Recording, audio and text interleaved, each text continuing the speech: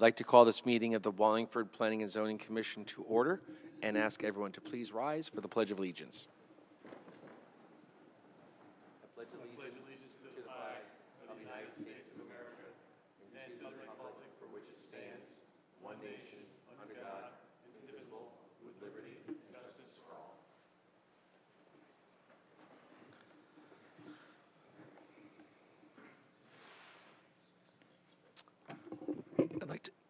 I'd like to make some introductions of the commission members and staff who will be participating in tonight's meeting, beginning with the staff. To the outside chair is Wallingford's town planner, Kevin Pagini, and seated next to Kevin is the commission's very capable recording secretary, Cheryl Ann Tubby. Up here at the main table on the far left, I have commission member Joe Sanders, who will be sitting in place of J.P. Vanoit until he arrives. Seated next to Joe is Jim Seichter. To the far right of the table, we have Rich Benham. Seated next to Rich is Casey Cameri. Seated next to Casey is Dave Leonardo. To my immediate right is Vice Chair of the Commission, Jeff Cohen, and my name is Jim Fitzsimmons, Chairman of the Commission. Our next order of business would be the consideration of the minutes from our June 8th meeting. Does anyone have any corrections or comments? Mr. Chairman, I'd like to make a motion to approve the regular meeting minutes of June 8th, 2026 as submitted. Motions are made to approve. Is there a second? Second. Motion made to approve and second. Voting beginning with Joe. Aye. Yes. Yes. Yes. And yes. Thank you. We have made, there have been several changes to the published agenda, and I just want to make sure people are aware. We will not be hearing agenda item number 4, public hearing, a text amendment request for Quinnipiac Valley Growth Partners. They've requested an extension to next month. We will not be hearing number 5, a special permit request for Atlantis Management Group to construct a gas station on Route 68. No action has been requested. That's also continued to next month. And under site plan approvals, site plans, the application for 368, 372 Church Street in Yalesville has been withdrawn. And the site plan for McIlvain at 1183, 1185 Old Colony Road in Tracy, no action has been requested on that until next month. And site plan for A. Secondio and Son at 1 Dudley Avenue, no action has been requested on that, and that also be continued to our September meeting. So, going to our agenda, the first public hearing tonight is a text memo request for F&M Bank. I'll ask the secretary to read the legal notice and acknowledge any and all correspondence, and I'll ask the applicant to please come up to the main table. Thank you, Mr. Chairman. Text amendment request for F&M Bank LLC to expand the allowable uses within the Town Center District. Amendment is specifically seeking to alter Section 4.26.b.2.6 to allow law offices and general business offices, clinics, and outpatient medical treatment facilities that are currently not allowed on the ground level, street-facing portion of a building, Town Center District. There's correspondence from Town Engineering dated Thursday, June 4th, 2026. There's a letter from EDC received June 5th, 2026. There's a letter from Wallingford Center, Inc., dated June 4th, 2026. There's an email from Nanette Pastor, Pierce Real Estate President, dated June 8th, 2026. There's a letter dated July 9th, 2026 from Town Planner Kevin Pagini, from Attorney Jim Laughlin, There's an email dated Thursday, July 9th, 2026 from EDC. There's a inspection, Wallingford Fire Department, dated July 21st, 2026. And there's a letter from Kevin Pagini dated July 22nd, 2026. That's all the correspondence, Mr. Chairman. Thank you very much. There's one more. There's a change to the proposal, Mr. Chairman, to now only allow general and business offices and deletion of clinics and outpatient medical treatment facilities, provided they're not located on the ground floor of any building. Thank you. All right, excellent, thank you. If you could, gentlemen, we've seen you here before. Your material's dated as far back as April, so it is August. That sounds about right. Yeah. So why don't we go to your request, your current request. Go ahead. Okay, Mr. Chairman, thank you for having us. Again, I'm Chris McGuire, one of the members of the F&M Bank LLC. Okay. And our request... Excuse me. Yeah. Pull the mic right up to you. Our request in a succinct way is to have the zoning regulation changed to allow more permissible uses than what were previously allowed on the first floor of an office space in the special uptown business district. Yes, we've had a lot of correspondence going back and forth. We know a lot of work has been done with the town planner, and looking at the proposed change that I have in front of me, which I'm sure you all have in front of you, we find it very agreeable. We appreciate the hard work that's gone into it. We have no objections with it as it stands, and as a matter of fact, we are appreciative of all the collaboration that's gone on to get us to this point. So as brief as I can be, Mr. Chairman, the work that has been done behind the scenes, we find more than acceptable. We find the draft totally reasonable, and we look forward to having it adopted here tonight. Excellent.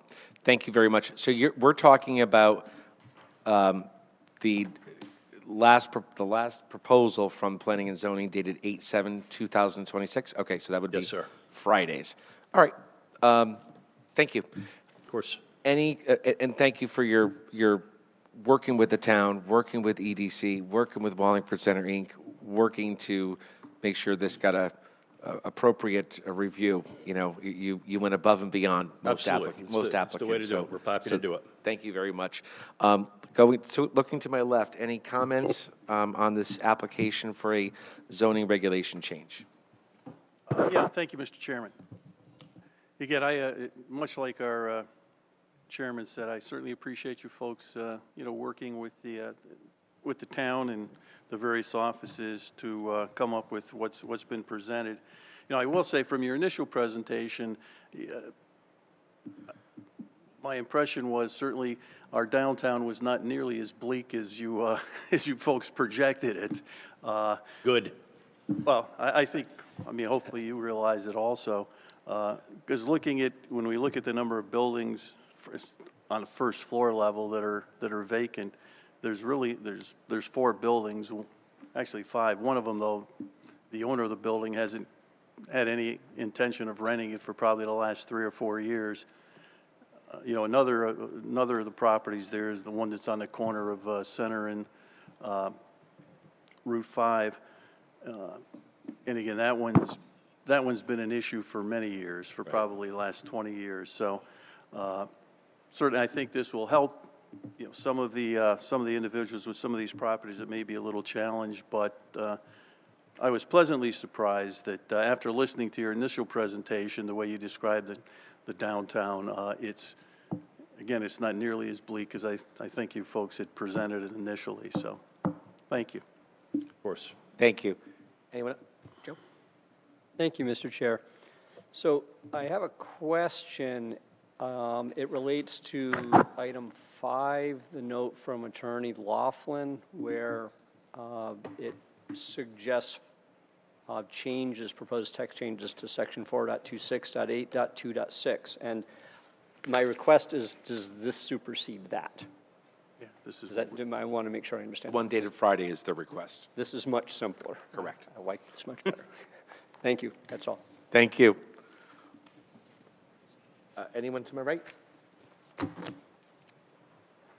The commission is hearing an application for a text amendment request for an expanded downtown center uses submitted by F&M Bank. Any member of the public wish to address the commission on this application, please raise your hand and be recognized.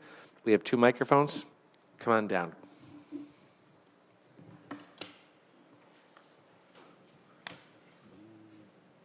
Craig Fishbein, Grebe Road, and Jack, don't get scared. I'm here. I'm a good guy. I just had so I downloaded the backup from your system today about noon, and I think what I'm hearing is that what was on the system has changed. So what I gleaned from what I heard is the change now is just to number 6, and it is to just have the clause general business offices to strike the rest of 6 and 7 remains the same. Am I on the? Correct. Okay, because that's, okay, so I'm on the same page. So I'm in support of that. I think it's in line with the I8Z like whole thing, right? When we did that, we talked about that for like 2 years. Retail offices on the first floor and other stuff upstairs. So it's in line with that.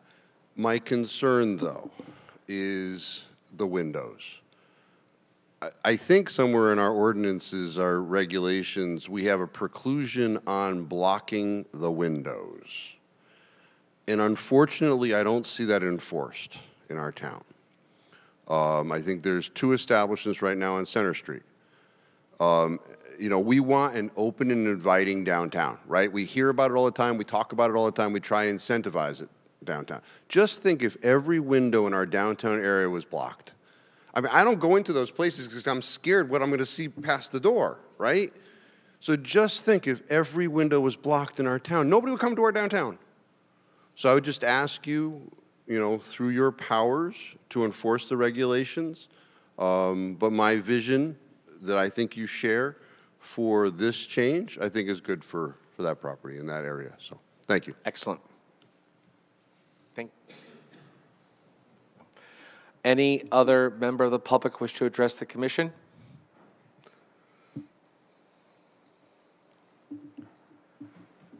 How are you? Wes Cromble, Ward Street. I'll be honest, I don't know the most recent change that has been made. I just understand that there are offices that are looking to hopefully come into downtown or at least have the use to do so. So I did write a very short statement. I do want to start by saying that I generally hope Mr. McGuire finds an excellent tenant for the space as soon as possible. Nobody benefits from a vacant storefront, and I think everybody here wants to see his building occupied by a successful business or tenant. That said, I do believe that the town has made a very intentional decision in 2018 when it updated the town center regulations. The goal wasn't simply to fill storefronts, it was actually to create a vibrant, pedestrian-friendly commercial destination. That vision prioritized restaurants, cafes, retail shops, galleries, and other businesses that encourage people to actually walk downtown, spend time here, and support neighboring businesses. So my concern isn't really about this one building, it's just about the precedent. If we make an exception for one of the most prominent buildings on Main Street, it becomes difficult to explain why the next property owner shouldn't receive the same consideration. Over time, the character of downtown could gradually shift away from the vision the town intentionally established as well. Professional office spaces certainly have value, but the way they operate has changed dramatically. More meetings happen virtually, documents are signed electronically, and many services no longer require frequent in-person visits. They simply don't generate the same consistent pedestrian activity that restaurants, cafes, and retail businesses do. Research has consistently shown that walkable, pedestrian-oriented downtowns strengthen surrounding businesses, encourage private investment, and create the kind of activity that helps entire commercial districts succeed, not just individual storefronts. I also recognize that Mr. McGuire owns one of the most recognizable buildings in Wallingford, and that may make finding the right tenant more challenging. I've even had conversations with him about alternate tenant ideas because I truly do want Mr. McGuire to succeed. I also understand other alternative ideas being discussed had zoning change language such as executive office suites on the first floor. My concern is that this could create a fairly significant loophole if there is no clear definition within the regulations of what constitutes an executive office. It's simply a title you could attach to yourself. I just believe that this decision is bigger than one vacancy. It's about preserving the long-term vision for Main Street that this commission established and what we want downtown to look like 10, 20 years from now. So I'd like to just leave you all with this. A few months ago, I went on to all the public Wallingford forums on Facebook and asked this question, quote, if you could add one new business to downtown Wallingford, what would you like to see? And the responses were overwhelming. I went through every single comment and suggestion and made sure to document every single answer. I had hundreds of responses, and the results are this. 35% respond with wanting to see entertainment or activity. 30% said food or dining. 25% recommended retail shop ideas, and 10% recommended community uses. Not a single person said they wanted to see office space, more attorneys, more doctors, more real estate offices, I'm in real estate myself, or any like business. That is all. Thank you. Thank you very much. Any other member of the public wish to address the commission? You'll be the last speaker from the public. Okay, got to lower it a little bit. Hi, Liz Davis, Wallingford Center, Inc., Executive Director. Thank you for having me. I do want to get up and ditto what Wes just said. We believe downtown Wallingford needs to be obviously a thriving, robust area for small businesses, for businesses alike that are coming into town. I know that we encourage and want to encourage small business owners to come and kind of be out there and come and enjoy our town, be out opening up stores and have the retail space available to for walkable areas. We have seen that a lot of the businesses has increased because of the fact we have great dining, we have a lot of salons, a lot of nail salons, a lot of other businesses in town. We would like to make sure that this particular use is really being used for appropriate need. So even though Mr. McGuire is putting up some very good points regarding what he would like to see in his building, and I appreciate everything that he's been trying to let people know about, including us. I do see the fact that this is a changing situation. In 2018, we had one particular items going on, which is to get people downtown. Now that we have started doing that and seeing more, because you have more restaurants and more places to go downtown, we are going to see a little bit of a difference, of a change. So we understand that. I still believe, though, that having the beginning or the front entrance of any of the downtown buildings should be some sort of retail. It doesn't mean that it has to be the whole front of the building. We're willing to, compromise, and I think Jack has been very good about being compromising himself as far as doing what's best for the town, and that's really all we want to do. We're worried about if we open up this situation, it'll create a bigger Pandora's box, and we don't want to have that happen. But if we have to have something happen, we would like to see it that it be some kind of retail, maybe not at the current size of what we're looking at the ordinance, but maybe something a little smaller, which is fine. We need more activity as far as different activity downtown. So I would say from the standpoint that I'm speaking on behalf of some merchants in downtown area, that would cause a little bit of an issue as far as what we do bring downtown. I think Mr. Fishbein is correct. We have some businesses in town that have windows that are really a little overwhelming, and we have tried to work with P&Z to get that happening where we can remove some of that, but those things have to be instilled to the business owner. We are working very diligently in downtown area to make it more inviting, back back parking lots, that kind of thing. So we are working as a whole with the community itself. So we want to make sure that we get this building rented the way it should be rented, and want to help Mr. McGuire in any way that we can, and we've said that on several meetings that we've met with him. I think it's important that we all work together and collaborate on that fact.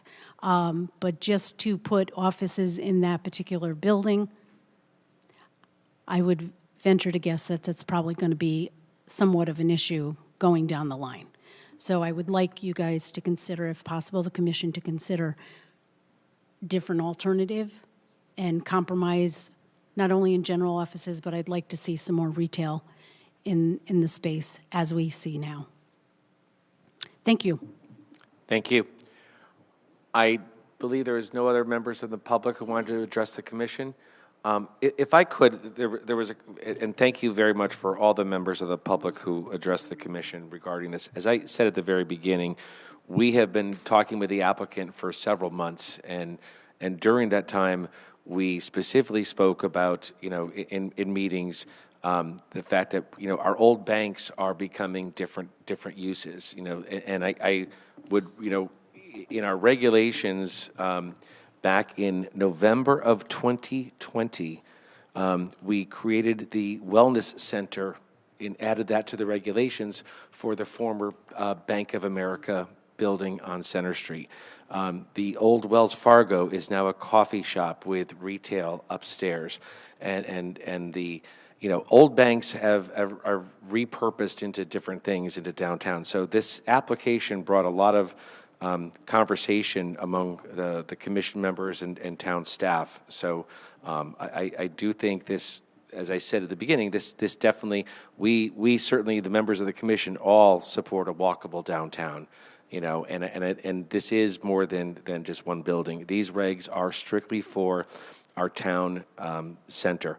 Regarding the comments from State Rep Fishbein and Liz regarding the blocked windows, we currently do not have a zoning enforcement officer. After years of dedication, the zoning enforcement officer, assistant town planner, retired a week ago Friday. So we currently have an opening, but we will make sure to add the idea of blocked windows uptown, downtown. And I jotted it down because it is something that I too, living uptown, it bothers me to see a blocked window. So I respect that, and I definitely it does.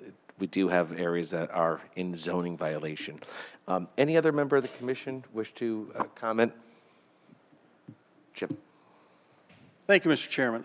Just to a bit piggyback on your comments concerning the blocked windows that we see, I think that's frustrating for a lot of people, as well as a lot of the minor zoning violations that we see.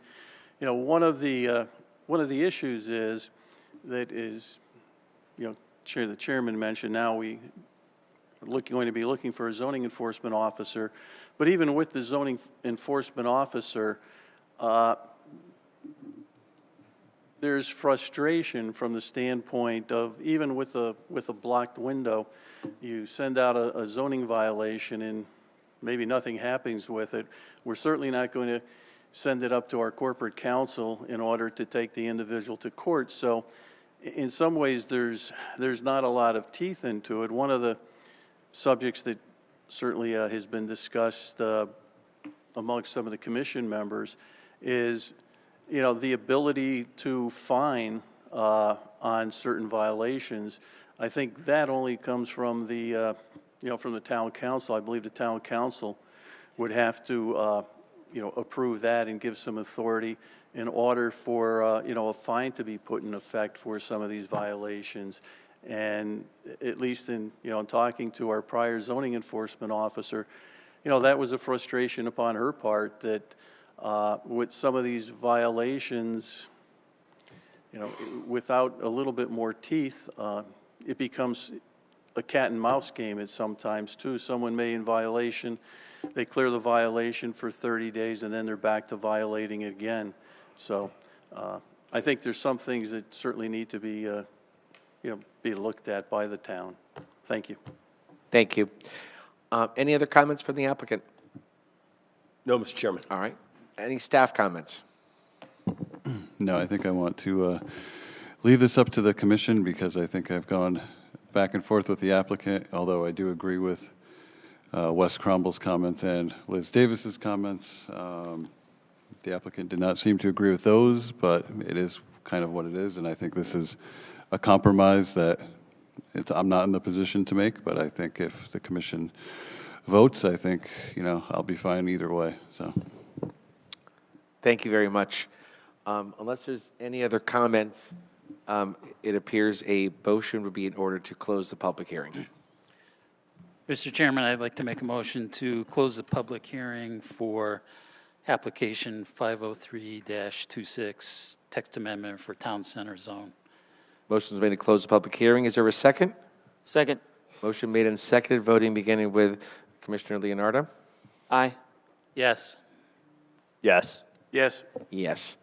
Is there a motion on the application?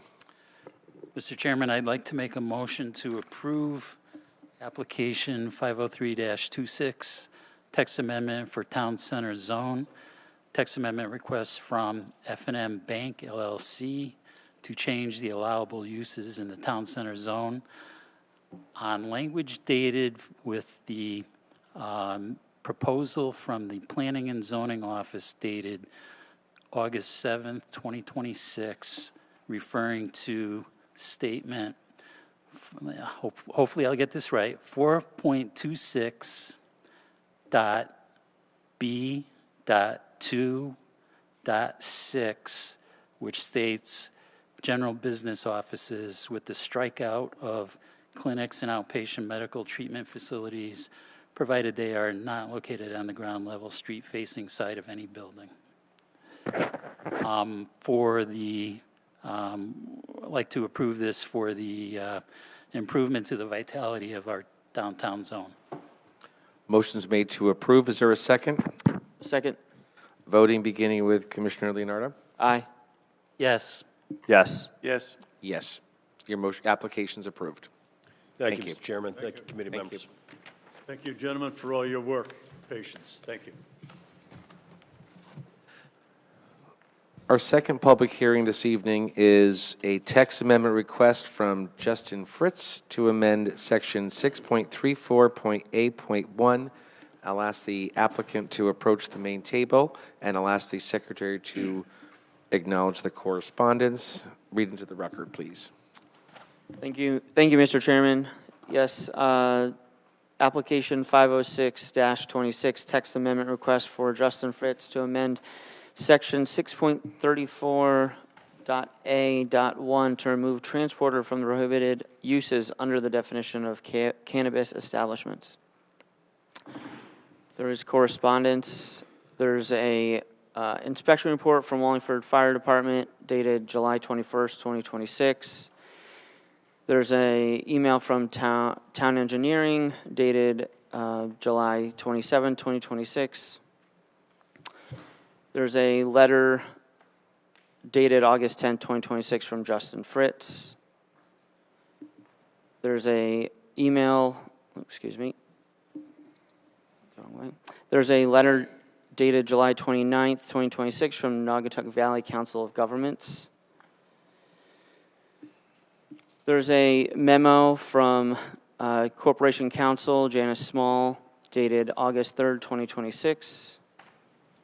And there's a text amendment proposal dated, that's received August 5th, 2026. There's also a letter from the Lower Connecticut River Valley Council of Governments dated August 5th, 2026. That is all the correspondence, Mr. Chairman. Thank you. If you could, please introduce yourself and walk the commission through your application. Yes, good evening. My name is Justin Fritz. I'm from North Haven. First off, I want to say thank you for the time. And I'm a real estate broker, and I see a lot of these zoning hearings, and it's refreshing that you guys open with the Pledge of Allegiance. I don't see that a whole lot more anymore, and so I appreciate you guys starting your meetings with that. I'll start off and say I'm a licensed cannabis transport operator in the state of Connecticut. And I want to start with the most useful comparison I can give you because I know the word cannabis in a zoning application can bring a certain picture to mind. The easiest comparison I can give you is thinking of us as Amazon. When a package moves through Amazon's fulfillment centers, part of the time Amazon doesn't own what's in that box.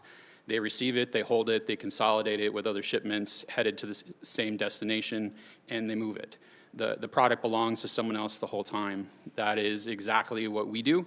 We were the first licensed adult-use cannabis transporter in the state of Connecticut, one of 4 licenses, and we've been operating since 2024.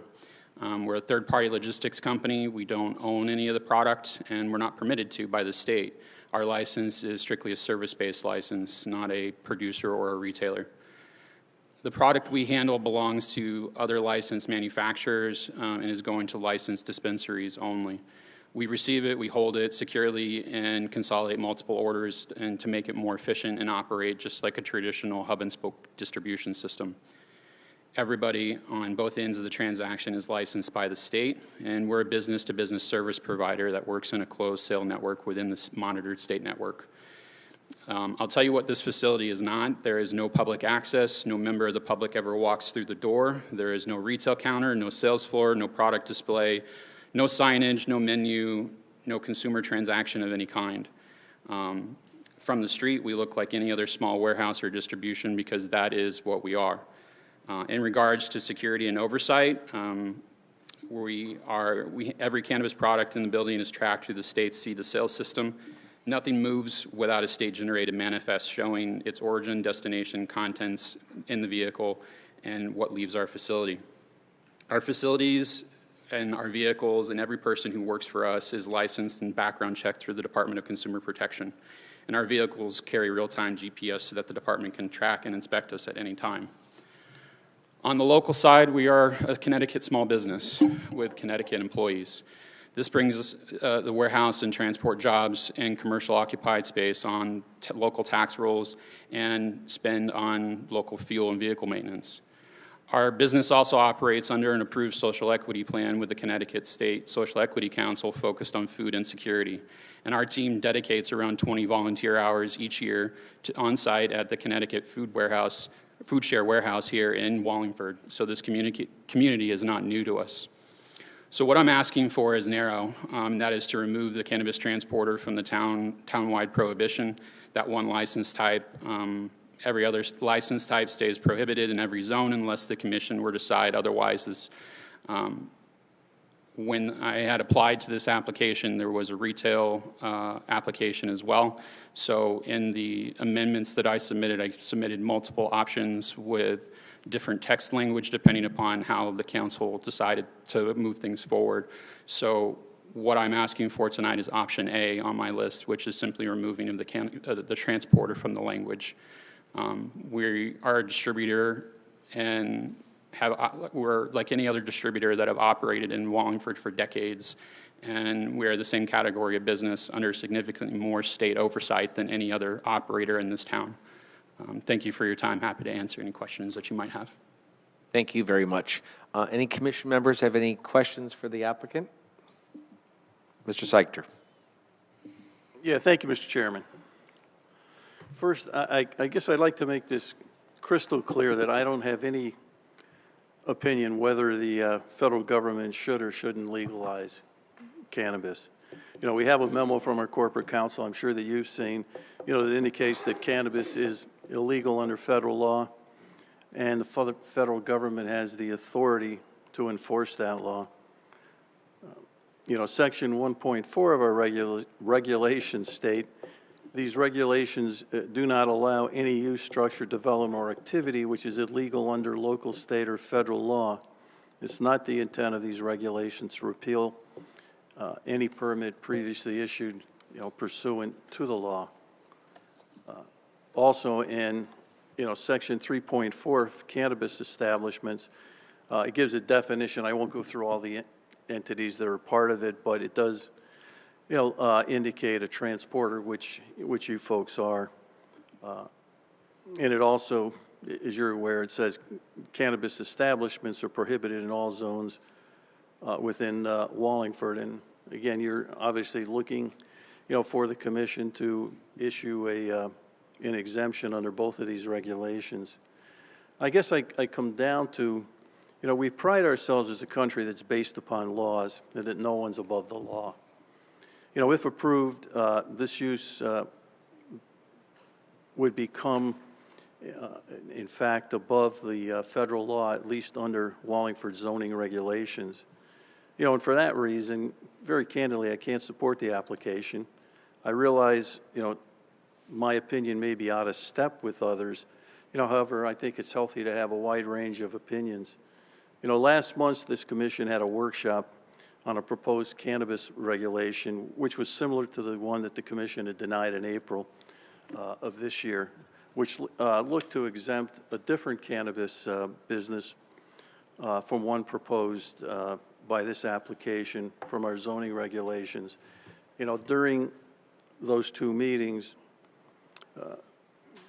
there was comments as to why we should do that. Some of the reasons were, it's just simply it's just time to do away with it. Although there's no drop dead date with respect to the federal law. It was also mentioned that federal cannabis law was somewhat similar to prohibition, which banned alcohol in the 1920s, and was subsequently repealed by the federal government, in part because of economic impact. However, it was repealed by the 21st, Amendment to the Constitution of the United States, not by a Planning and Zoning Commission. Was also mentioned, during that particular workshop we had, that there may be some near-term changes to, the federal government with respect to cannabis. I guess with that, I'd say if that's a possibility, then wouldn't it be prudent to wait and see what happens with respect to that? Also it was mentioned, there's a lack right now of government enforcement of that regulation or of their law. I guess that assumption would be then, well, if it's not being forced, then it's not a law. I don't think most people would agree with that. It was also mentioned that Wallingford may be out of step with certain communities that already have this. However, to me, it seems more appropriate that Wallingford should make its own decisions rather than basing it on what other entities are doing.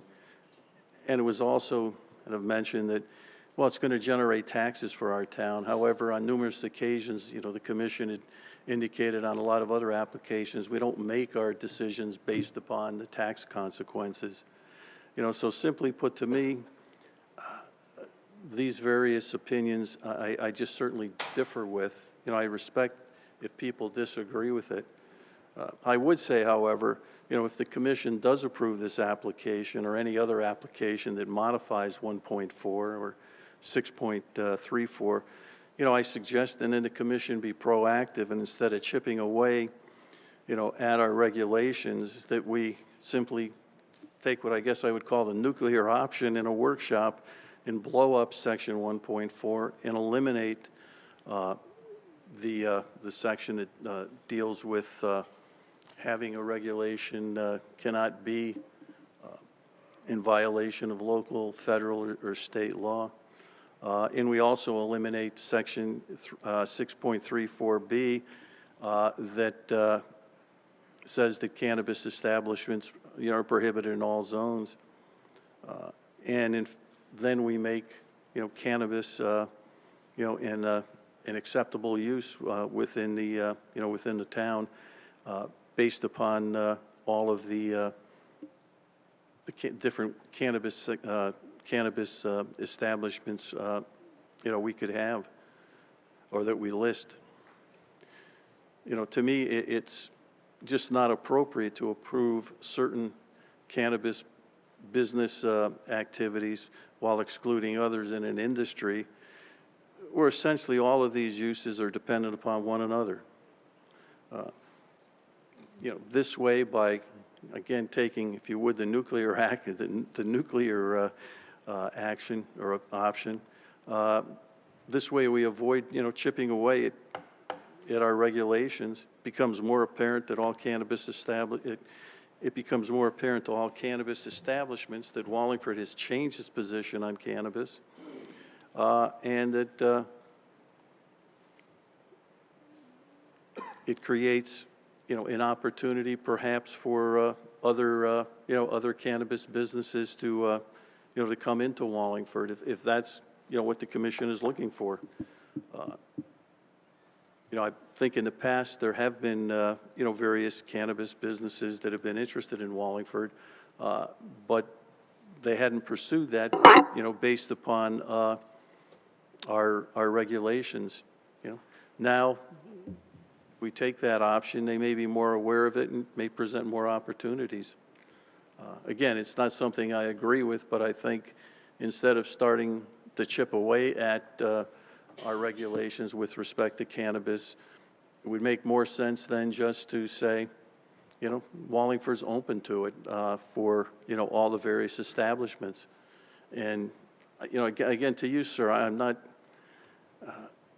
my lack of support for the application has nothing to do, with the nature of your business. It's simply based upon my view of federal law and zoning's regulations. So I will leave it at that. May I respond? Or I'm not sure how that works. If you'd like. Yeah, so I will say two things to that. Obviously, most recently, and within the last 8 months, I think, I don't remember the exact date, President Trump signed an executive order to move it from Schedule 1 to Schedule 3. That's what you alluded to in the workshop. Outside of that,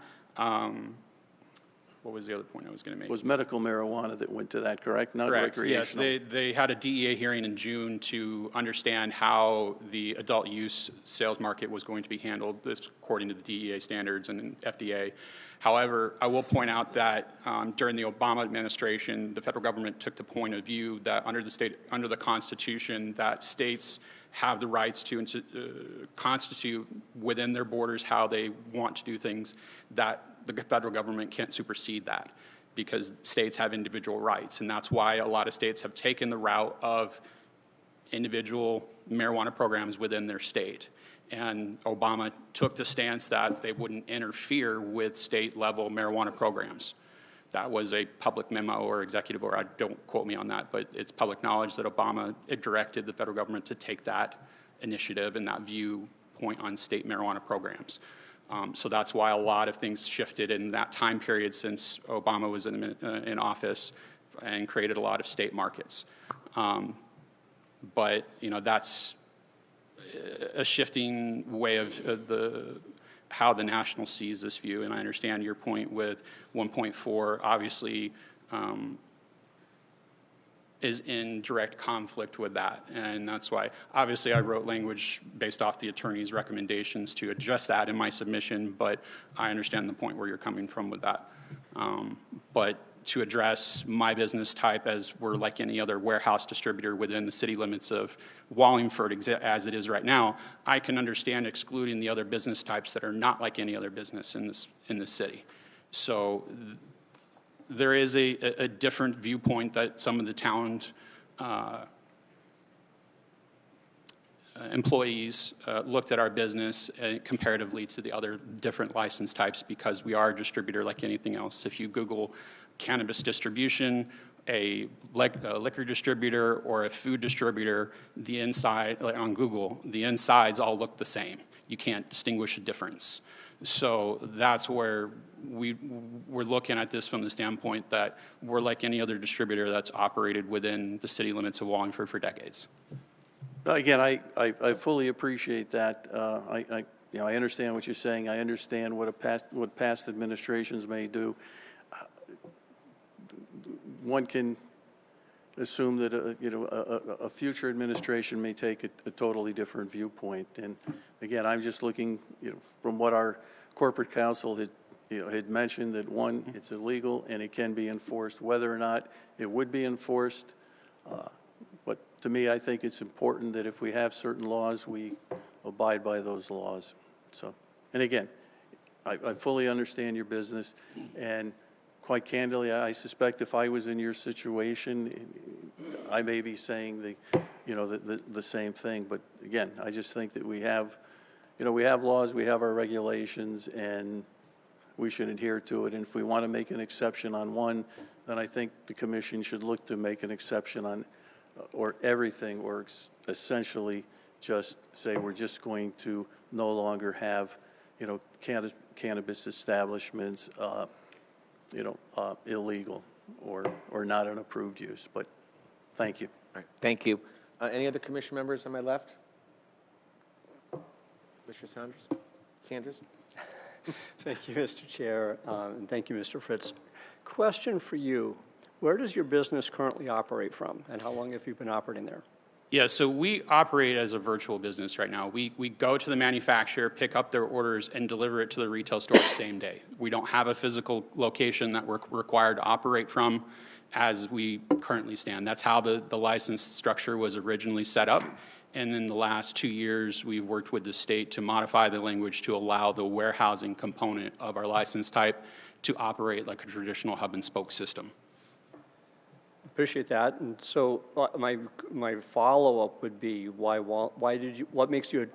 attracts you to Wallingford and has you choose that rather than other towns and cities that have made the decision to say in our community we're perfectly okay with whatever? I have looked in other cities. I've worked with other cities to change their zoning codes, but there's no properties available. Wallingford, it has a plentiful amount of warehousing that comes up for rent, for sale, and the geographic location within the center of the state, plus the low utility cost, makes it very appealing to come here. And because of that, that's why I'm looking to find a business. My son goes to ABA therapy here in Wallingford. I'm here every day. Like I said in my testimony, we volunteer at Connecticut Food Share. Wallingford makes a reason for multiple aspects on our part. I appreciate that, but I'd also throw out that, have you considered Meriden and Durham? Both of those towns have chosen to permit cannabis, and we are in a situation that Wallingford didn't cause. There's no, I think to be clear, this isn't a discussion about whether cannabis use is legal in Connecticut or not. The Wallingford regulations are less than 5 years old. They were adopted in 2021, so yes, President Obama's administration chose not to enforce federal law rather than asking Congress to change it, and perhaps some societal changes have occurred. But these are new regulations. They're not regulations from 1920. So it's much similar to the question from Mr. Seichter. We appreciate the reason for coming and asking, I think, but why wouldn't you just choose to operate in a town that's fine with it? We've tried changing. We've tried the. Sorry, let me start over. We've changed the zoning codes in other towns, but I'm trying to move my business forward and grow at an opportunity that I have right now. And unfortunately, in the other towns where I've changed the zoning codes, there's not been any properties that have come up. And so I'm trying to expand the greatest opportunity for me to find a place and be able to move forward. Right now, there's a potential opportunity for me in Wallingford that I'm trying to pursue. And the zoning codes obviously are the limitation with that, but there's not been, like Wallingford in itself, the way you've built and approved buildings here, there's a lot of warehousing opportunities. Like that's what Wallingford has built its commercial districts on. And that gives me greater opportunity to find a space here versus the other towns where I've already changed the zoning codes and still have not found anything. And that's where I'm trying to give myself an opportunity to come here and open or expand my small business and hire locally. I go back to Meriden has lots of warehousing, and you wouldn't need to change any codes. So I want to go to the bigger question because I think that Commissioner Seichter brings up an interesting point. We've seen the evolution within just the state of Connecticut on 2011 approving marijuana for medical use, and then the rush, and to some extent the umbrella of criminal justice reform. And we've seen it move to medical with a rush to basically tax grab, right? I mean, that's the reality is that there's been a lot of approval in Connecticut for tax grab, and recreational is now the biggest market for cannabis use in general. So I would be curious, to me, when I think about if we grant an exception to one person, you have to grant an exception to everyone else that came along. Otherwise, we're in the business of picking and choosing winners. And our regulations are new, they're thoughtfully put together. Different communities have free to do different things within the state. Would you recommend that we take the nuclear option and eliminate, as Commissioner Seichter suggested, might be a way to prevent having to go over this issue with every single applicant that ever comes to us again? Or would you prefer to recommend that we simply create an exception for your area of business interest, and why would you suggest, whatever your preference is? So I'll say to that, the town members that I already met with looked at it and understood that view. They viewed the retail and the manufacturing, production, growing, those are its own business types that don't exist anywhere else, and they saw us as a warehouse and distributor like every other operator in this town. Now, I can understand, I'm sorry, I don't want to butcher your last name. Everybody does, so don't worry about it. So I apologize. You can take the nuclear option. Obviously, that would solve anything coming down the road, but I ask for the individual cutout so I can move my business forward. Because obviously, that's a bigger conversation that could impact a lot of other things. Obviously, whether the town wants to move forward with these other business types, but my business type, which is just like any other distributor in town, I'm asking to potentially come here. Now, you could certainly put a limitation on the number of licenses that were to come here. Like in my testimony, I mentioned there's only one of 4 of us. So this license type addition, the likelihood that any other business would come to this town is next to nothing, simply because 2 of the 4 operators don't actually do any third-party transportation. They have it just as their own license that they use for themselves. It's just my business and really another business that operate and do this type of work within the state. So the likelihood that any other business type like mine were to come to this town, even if you were to approve the zoning codes, is next to none, unless the state were to issue new licenses, which they haven't indicated that they were going to do. So I respect that you want to take the nuclear option, and that's fine, but I would ask that you do it at a later time and allow my business type to move forward since I'm the one here in front of you trying to grow my business within the city of Wallingford. Does that answer your question? You've answered both ends of it. You should run for office. That's good. I appreciate it, but what I'm hearing is grant the exception for me, and then the next person that comes to us, if I'm to say yes, who do I ever say no to? And I think that that's an interesting question that we would love to hear from other stakeholders in the community on, but I appreciate the dialogue with you on that, and thank you, Mr. Chair. Thank you, Commissioner Sanders. Any other commissioners on my right? Vice Chairman Cohen? Thank you, Mr. Chairman.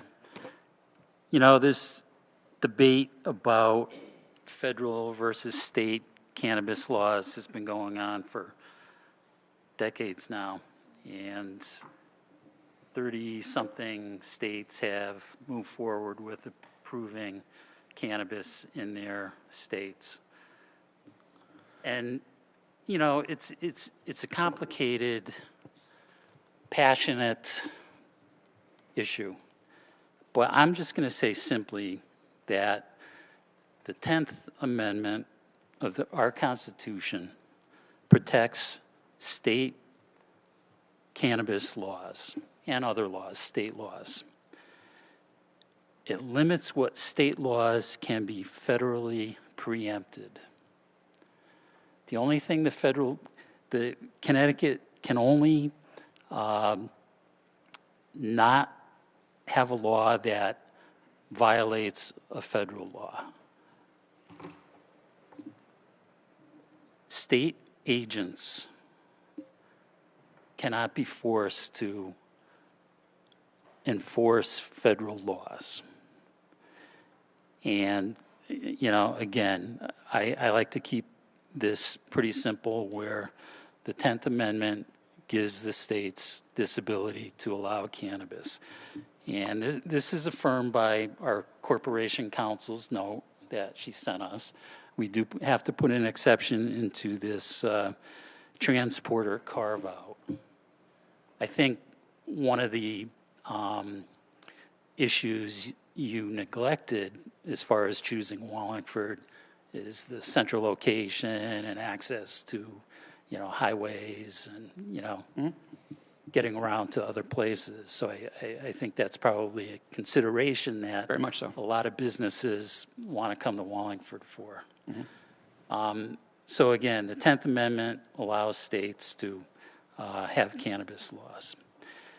And, you know, I don't really want to go out on a, you know, tangent here. But there's been a lot of discussion about, you know, whether or not, you know, the federal government is going to enforce their laws against cannabis. And I apologize if I go too far astray, and this is going to be very quick. In looking at all the issues with this, I came across the fact that the Federal Gun Control Act prohibits the sale and possession of firearms to users of marijuana, cannabis. Apparently, you have to sign a form saying you don't use cannabis, you know, when you buy a gun. I don't think that has ever been enforced by the federal government. I think the Supreme Court just shot that down. Like there was a case that they just heard about cannabis use and gun ownership, and they said use and or, you know, ownership of it does not preclude the ability to own a gun under the Second Amendment. Right. So, you know, again, it's a passionate issue. I do think it's a legitimate business. Your business is strictly regulated with myriads of rules and regulations by the state. I mean, there's more paperwork, there's more accounting, GPS monitoring, and you know what they are. So it's very highly regulated. You got to have 2 guys in the truck.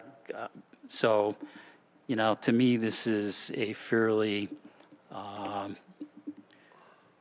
safe operation, for lack of a better word. I don't see any problems having this type of facility here. And again, I'm going back to the 10th Amendment, I think gives us the right to do this. So, thank you. Any other commissioners? So I appreciate everyone's comments. It's a great conversation, and everything you provided has been terrific, Justin. I appreciate it.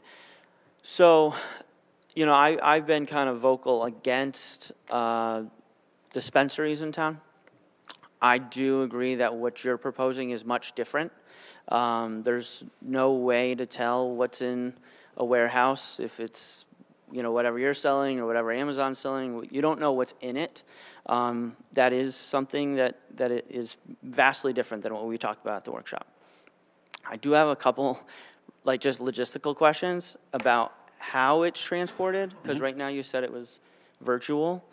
You know, you're doing a virtual office type of setting or whatever. So I'm just curious, how are you transporting? Like, how securely is it being done? And what's the holding time of all this? Like, how long does it sit in the warehouse and things like that? And if you can maybe elaborate on some of the security measures around the warehouse, that'd be helpful. Yeah, so right now, it's our office is virtual. We don't have a physical location.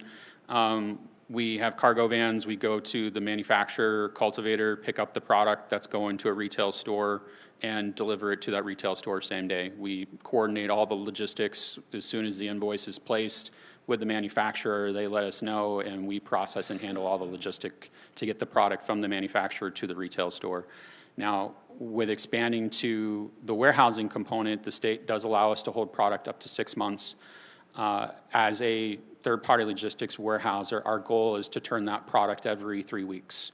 And what that means, that's an industry term where a product that gets put on a shelf, when it comes in, it sits there for no more than 3 weeks before it's sold to the retail store. That means the product is constantly turning on the shelf, it stays fresh, and it doesn't sit there for that full 6 months.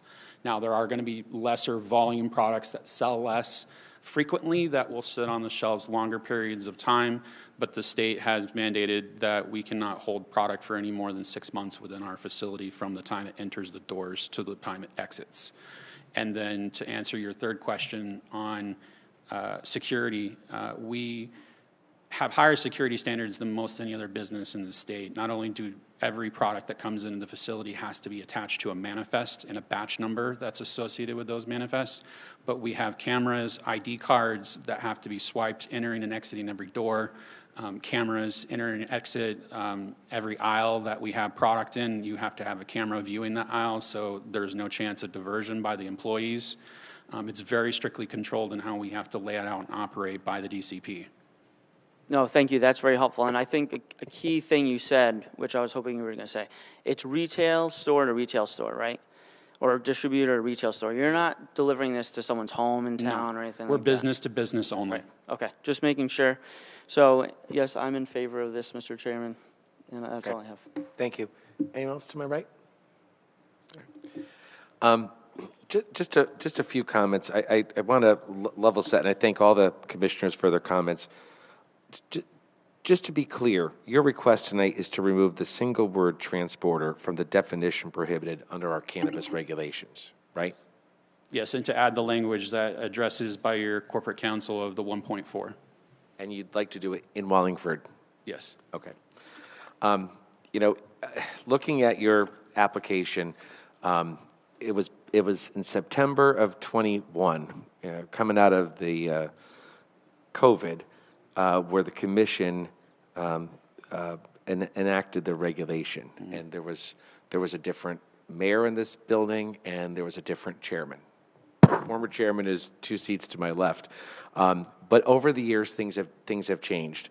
I clearly see your request, and I think when we saw the application, I did take it upon myself to reach out to our corporation counsel. I believe you received a copy of her memo from last week, but I'd like to just go on record, and she specifically addressed a question. With respect to state versus federal law conflict, cannabis possession, production, etc., remain illegal under federal law, Controlled Substance Act. However, the federal government has the authority to enforce federal law. However, the courts have found that the enactment of state laws permitting cannabis is not an obstacle to the federal government enforcing the CSA. In other words, cannabis is illegal under federal law, but states may permit it under state law. The Controlled Substance Act expressly states that it does not preempt state law unless there is a positive conflict between the provision of the subchapter and that state law so that the two cannot consistently stand together. The courts have found that there is no such conflict, as state laws do not require anyone to violate the CSA, and the states are simply removing the penalties for certain activities and establishing a regulatory process for doing so in their states. This position is held by federal courts throughout the country. Wallingford has been home to warehouses and fulfillment centers since I was a kid. In the 70s and 80s, you'd see on TV, order this pocket fisherman and send it to P.O. Box such and such, Wallingford, Connecticut. We are known for warehousing, besides Oakdale and Choate. So I think the idea of a fulfillment center similar to, Amazon and Fosdick and the various warehouses we have at Barnes Park and Research Parkway would be an appropriate use. So I will be supporting your request to remove the single word from the text amendment. At this point, I'm going to ask if there's any staff comments. I support the application. I don't think it's any different from any general warehouse with no signage and no actual indication of what he's transporting. I have no issue with it as long as it stays that way. Okay, thank you. One comment before I go to the public? Yeah, I just have a final comment. I appreciate, the comments from other commission members. Certainly, I think we all read the memo from our corporate counsel. Again, what she's indicated, the federal government has the ability to enforce all law, and I understand the courts. However, I think it's all very clear at least in the last 2.5 years, that we've seen courts reverse other federal courts. So, at this point in time, if it may be, quote, settled, to me, it doesn't close the door that another federal court could reduce or could overrule something, because I think we've seen that multiple times during these last 2.5 years. But that being said, thank you, Mr. Chairman. Thank you. Mr. Chairman, could I respond to that? That is true, but you know what? We are not taking the risk. The applicant and his business is taking that risk. We're not, and he knows that. All we're doing is allowing him to, have a legitimate business. So, the risk is on him, not us, for making the text change. Thank you. So you've all heard that. So we've all had opinions on this. And again, we are hearing, this is to bring it back, this is an application to remove the word transporter from the definition of prohibited cannabis activities currently in Wallingford zoning regs. Does any member of the public wish to address the commission on this application? Please raise your hand. Let's see, one. All right. You'll be our sole speaker from the public. Don Crouch, Economic Development Specialist. This might be the first time I agree publicly with Vice Chairman Cohan, so I just want to make that publicly known. But I am one of the officials that met with Justin, and we definitely looked at it as a general warehouse distribution model. We don't go through our other businesses and say, what are your product SKUs? This is just in the state of Connecticut. They don't go outside of the state. Highly regulated by DCP. And really, we're really just looking at it as a separate entity outside of the regular cannabis discussion. So just wanted to lend my support. Thank you. Seeing there's no other members of the public, I'll bring it. Do you have any last comments? None at this time, and thank you for the commission's time. Thank you for your time. Any other comments? Staff, you're good? I'd like to call for a motion to close the public hearing. Mr. Chairman, I'd like to make a motion to close the public hearing on application 506-26 cannabis transporter. Motion's been made to close the public hearing. Is there a second? Second. All in favor signify by saying aye. Aye. Aye. Is there a motion on the application for the text amendment? Yes, Mr. Chairman, I'd like to make a motion to approve application 506-26 cannabis transporter for a zoning text amendment to sections 1.4, 6.34 to remove transporter as a prohibited use in section 6.34 on language dated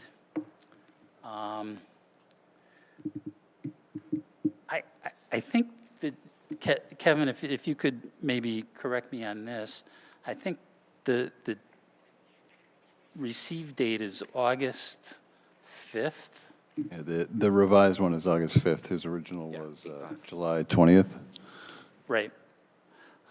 So on the language dated received August 5th, revised July 20th, received to August 5th.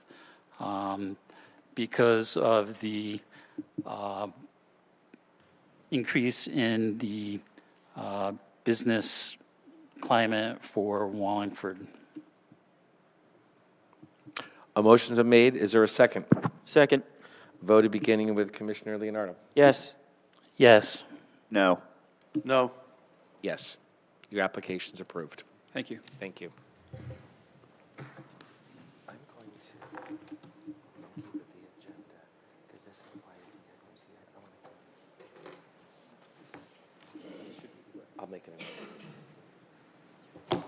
We have some changes to the agenda, and I know people have arrived since the meeting started. We are not hearing the public hearing for number 4, which is the text amendment for Quinnipiac Valley Grower Partners, or the number 5, the special permit for Atlantis Management Group. I suspect that the crowd is here for number 3, the text amendment request. But there is a minor item. I'd like to jump to other business if those folks are here. Is anyone here from Fieldstone Farms for the application request? Who's representing Fieldstone? Can you come down so we can discuss you and then we'll jump back to our public hearing? We're going to jump on our agenda to item number 6, special permit, Fieldstone Farms Association, minor modification, driveway expansion. I'll ask the secretary to acknowledge any correspondence on this. Yes, thank you, Mr. Chairman. There's a few correspondence to this application, Mr. Chairman. There's a drawing of the proposed expanded driveway. There's a few of them, as well as pictures.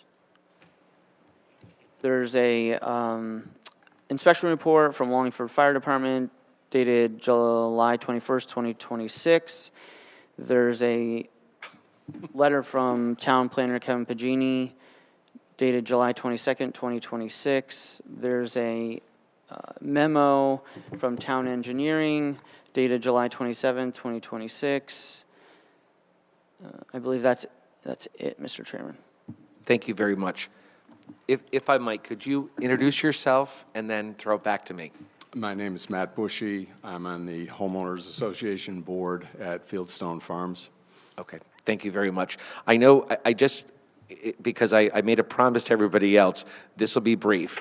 We discussed the request of the association at a workshop and spoke with Mark about what the application should state. Did you receive the update from following the meeting internally with the engineering department, environmental planner, and the town planner? Yes. And you are in agreement with their request? Yes. Okay. Any commission members have any questions? Because we've discussed this. Although this is a special permit revision, which we decided that would be minor. We generally, as practice, the commission allows public input. Does any member of the public wish to address the commission, except for Mr. Barbarino? Does anybody else? Please come down. Please state your name and address. And again, we're hearing an application to modify the approved special permit for Fieldstone Farms to allow driveway expansions in an OSPRD. You're on. I'm on. Alan Barbarino, 194 North Plains Industrial Road, Wallingford, Connecticut. So the application, I just have 2 questions. I was unclear based on the material that I looked at. So I was wondering, is the material limited to pavers or asphalt, is my first question. My understanding is that either can be used with a maximum of 40 expansions. Okay, that's question number 1.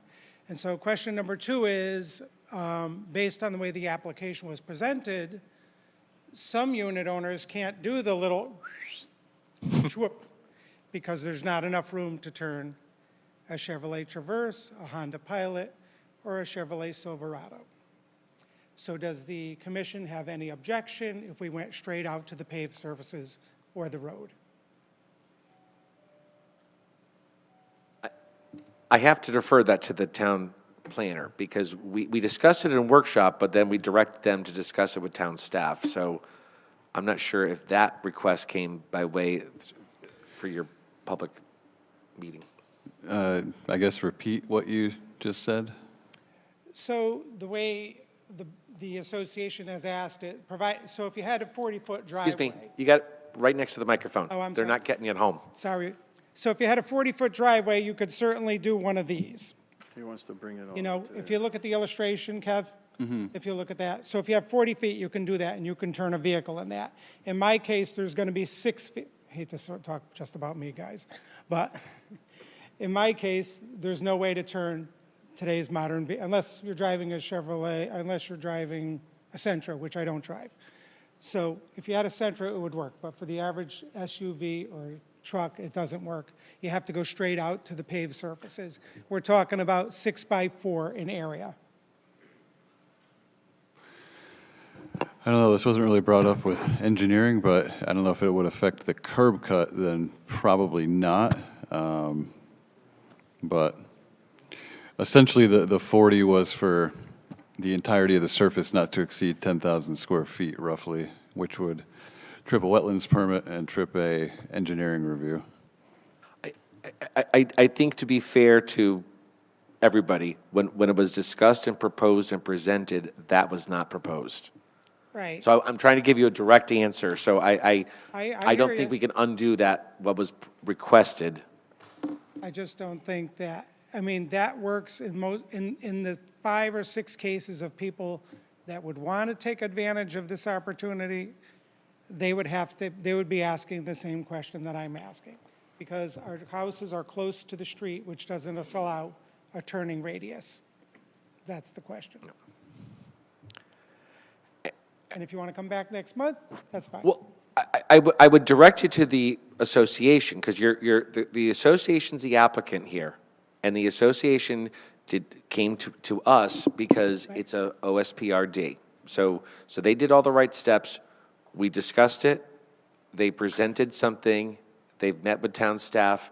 So what we're being requested as sign off is what was proposed. Matt? You know the situation. Yeah. Yeah, we have not requested an additional curb cut. Yeah. So why don't you request one right now? That's not his place. It won't work. Not his place. This is a modification to special permit. Okay.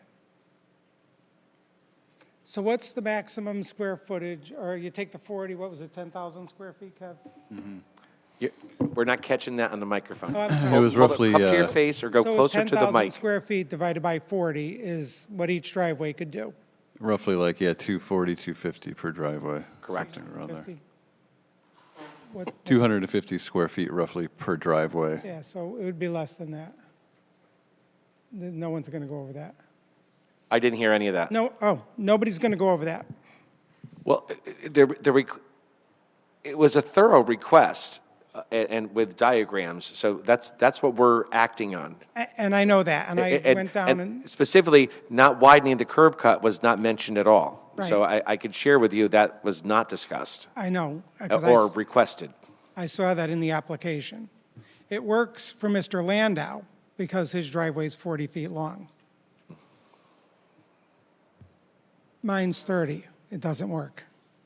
But anyway, approve it as it is, and I guess we could work on the other part later. How do we do that? That would be yes, through the association, because the association is the ones who came before us because it was approved, that neighbor was approved as an OSPRD. So Right. any modifications of the special permit, in this case being pavement or pavers and driveway expansion, does require a modification to the special permit. So any other request would follow the same path. Gotcha. So the material can be either asphalt, I didn't see in any of the letters, asphalt or, unless I missed it.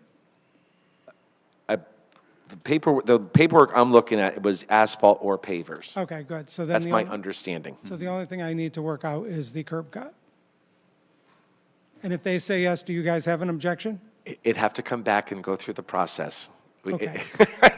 We don't Great, Jim. shortchange things like that. You're good, Yeah. Jim. You should run for office.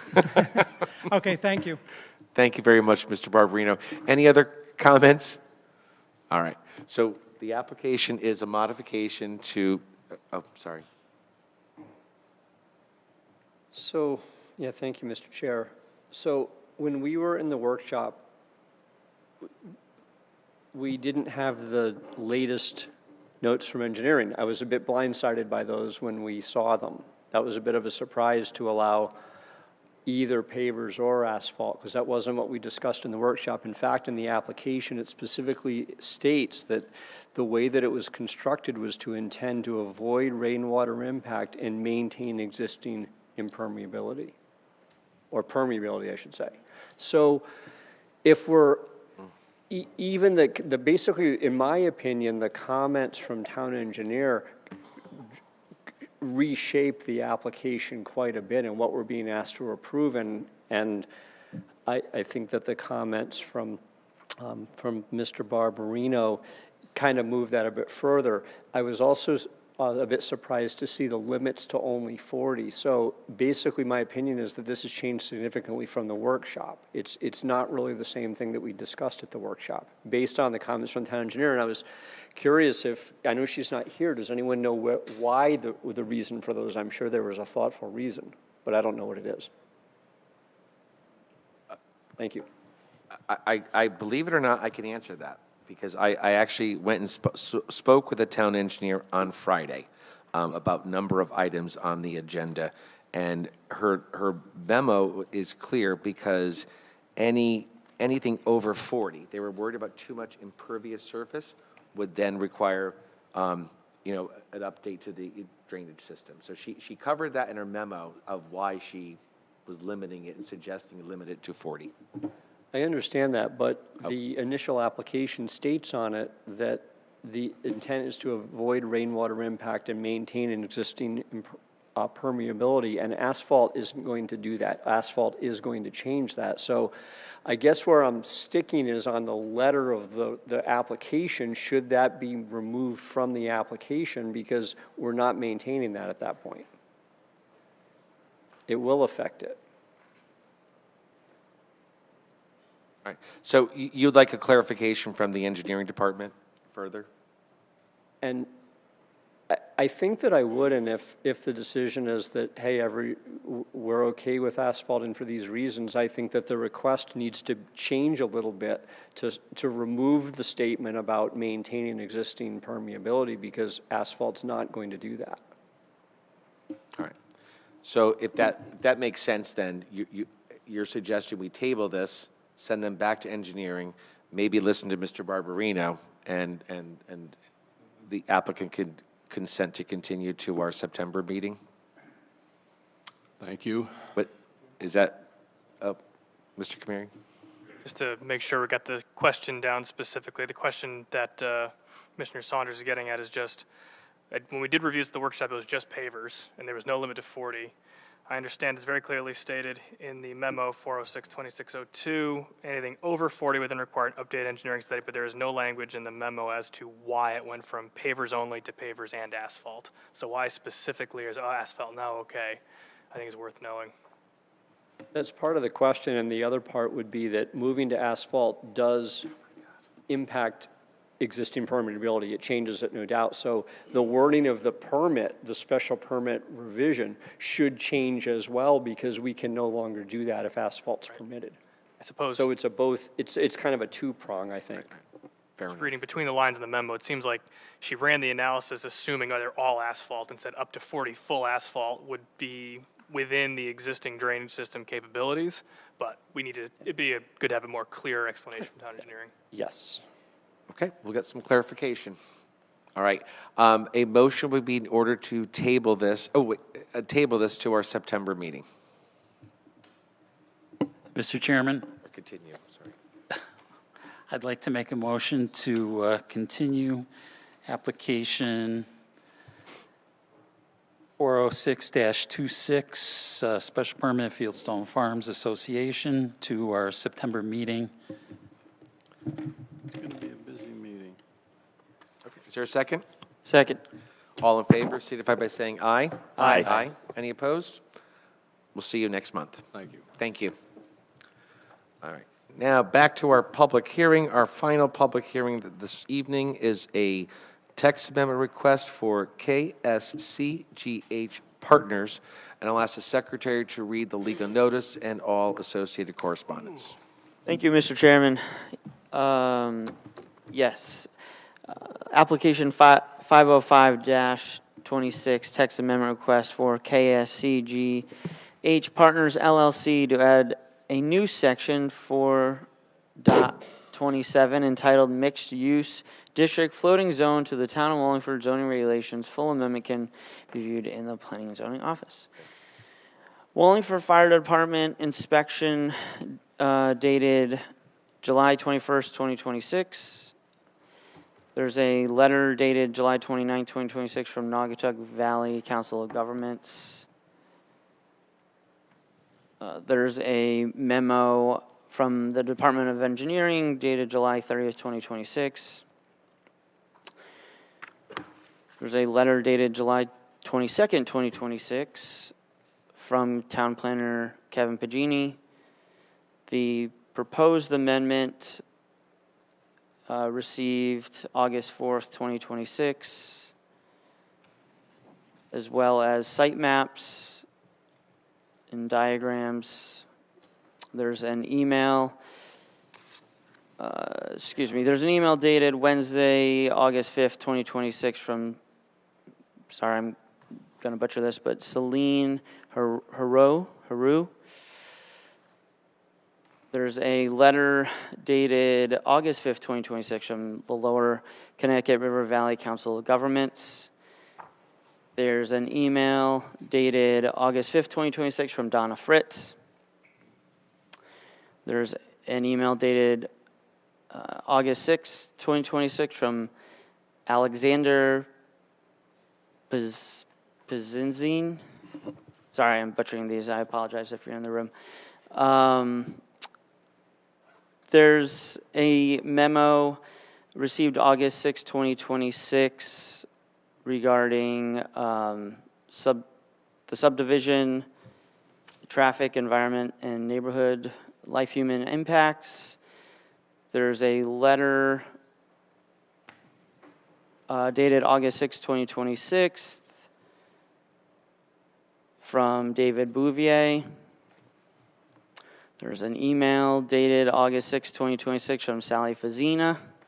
And that's all the correspondence, I believe, Mr. Chairman. Oh, yes, and there's another letter that was received August 6, 2026 from Lisa Marks. Thank you. Thank you very much. Before we begin, I want to thank you and the public for letting me move the old business, which I thought would be shorter and quicker, but that's okay. So thank you for your indulgence. If you could, please introduce yourself and walk the commission through your application. Thank you, Mr. Chairman. For your record, my name is Dennis Senaviva. I'm an attorney with the Senaviva Law Firm, 721 Broad Street in Meriden. To my right is William Fries. Bill Fries is the project manager at BL Companies and would be moving forward with my client's application should this be successful. You know, Mr. Chairman, this is an unusual text amendment for me. I've only been practicing 50 years. First time I've drafted a floating zone amendment. So there's always a first just about for everything. I wanted to give you, the commission and also the public, sort of the genesis of this application, of this text amendment application, and then talk a little bit about floating zones because they are different than probably many of you have seen before.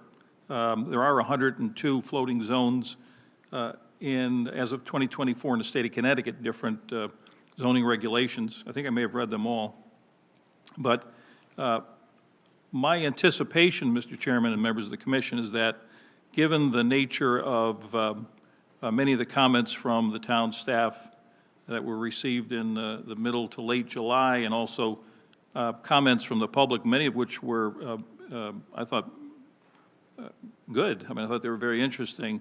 We're going to be prepared, or we're going to be asking that this public hearing remain open until the next month so we can dive into some of the changes that are recommended by staff and the public and come back to you next month with a more complete, if you will, application amendment that addresses the sorts of concerns that have legitimately been raised by the various members of your staff and the public.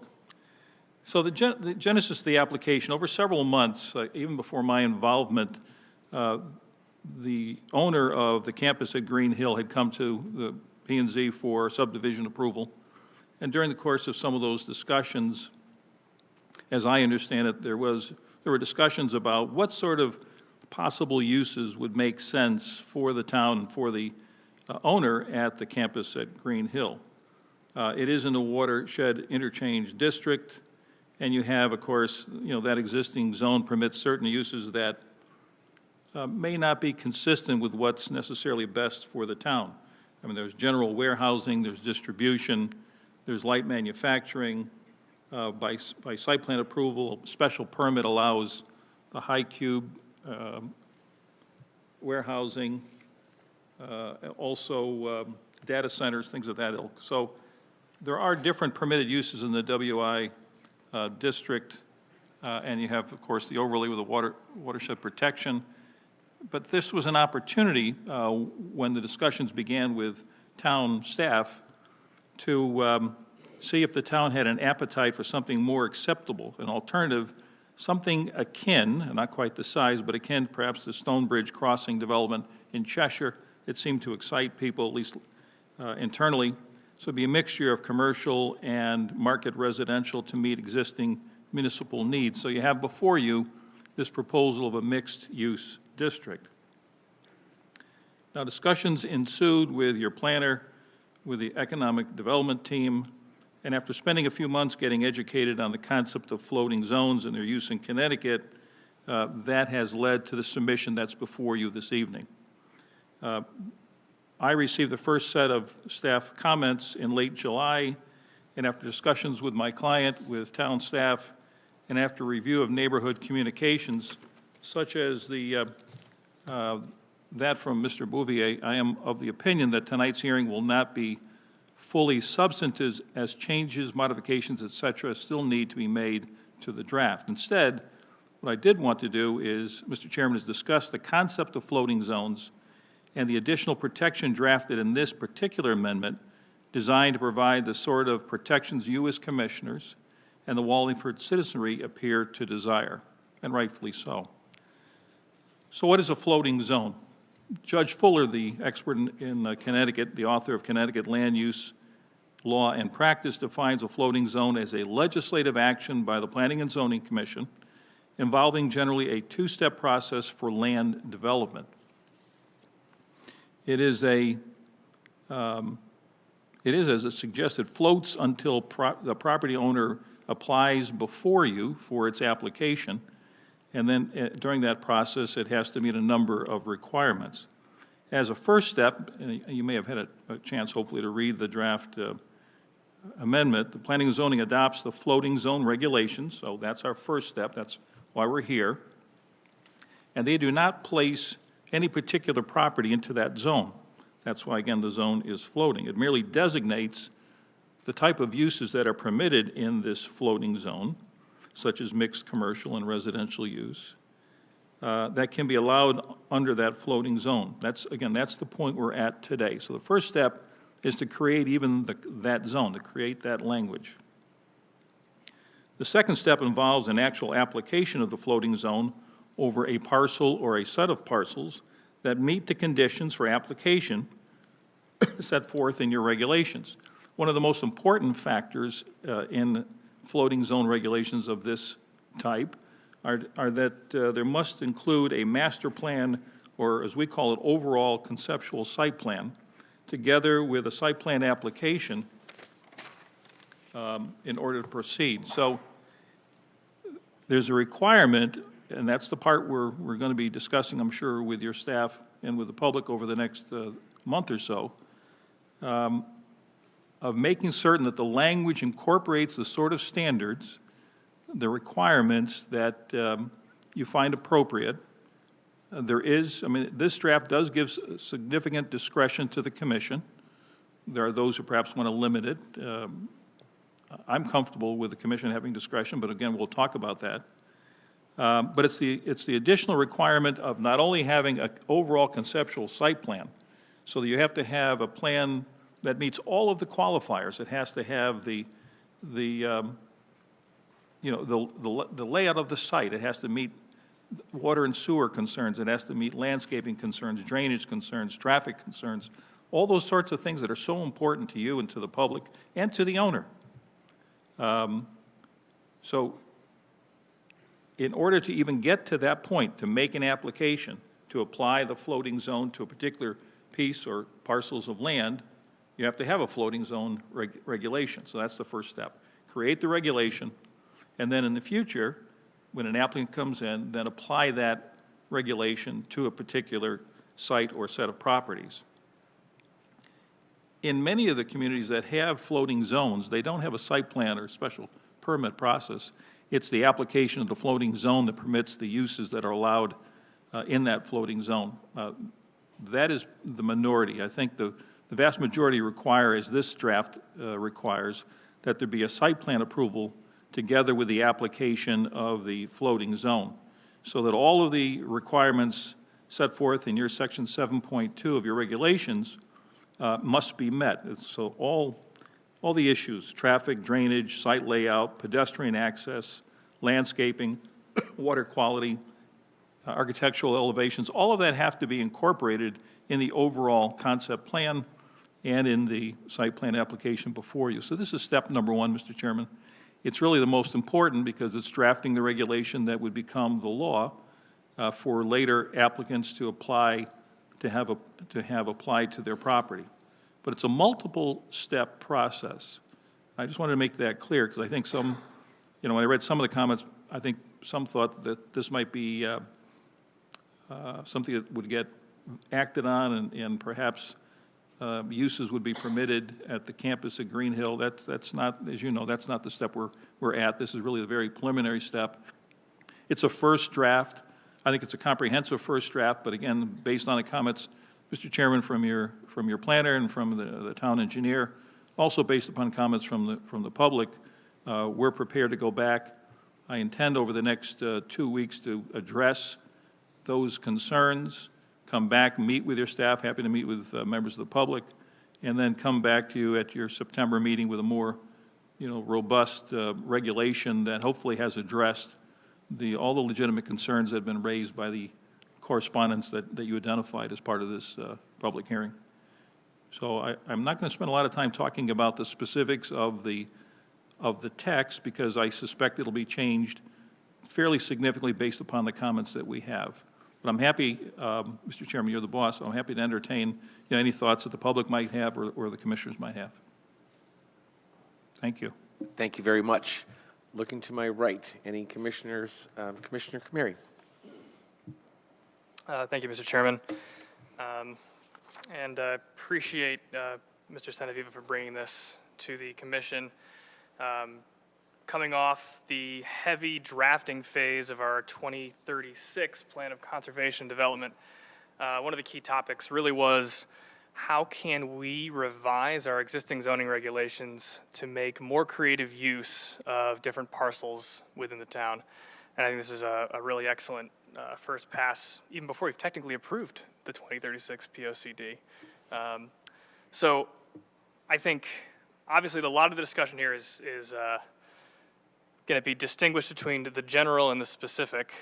So the specific, I think everybody's aware of what these specific instances and the specific motivation, assuming from the applicant, for this amendment to the regulations. But I'm going to start with just kind of combing through a little bit of the proposed language.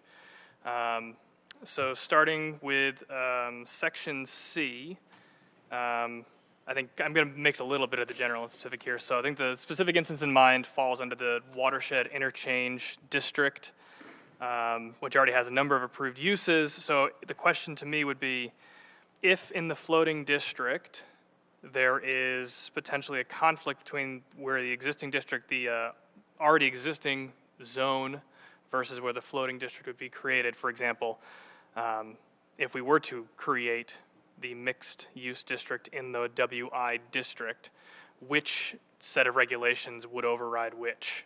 It looks like you may have crafted this carefully to not run into that problem, so I'm looking over the permitted uses. I don't see any permitted uses that conflict with uses already permitted, for example, in the WI district, but I don't know if there's any thoughts on how would we wait if there's any conflicts between where the floating district would go and the existing zoning for the district it's in. All right. As, terrific question, because it really kind of underscores the difference between the overlay zones which you have and the floating zones, so that the floating zone would now change the zoning. It would be the new zone for the property. The underlying WI zone would disappear, and then the zone that you have crafted with, hopefully with our help, now would be applicable, and then the regulations and standards, bulk standards, et cetera, would all be applicable. And again, that's part of, I think, what's missing from the comments that I've received. Got it. Okay, so this would override the old zone uses in which, okay.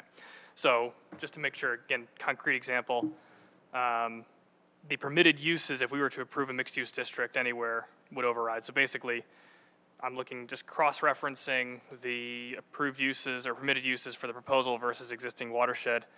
For example, food and beverage production is permitted in the watershed interchange district, but is not listed as a permitted use. That means we would not be able to do limited food and beverage production in the mixed-use district if it was approved. You could serve it, not produce it.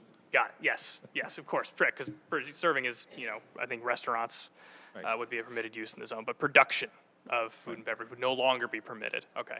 So in some ways, it would be a step back from a heavier industrial use towards a more commercial residential use.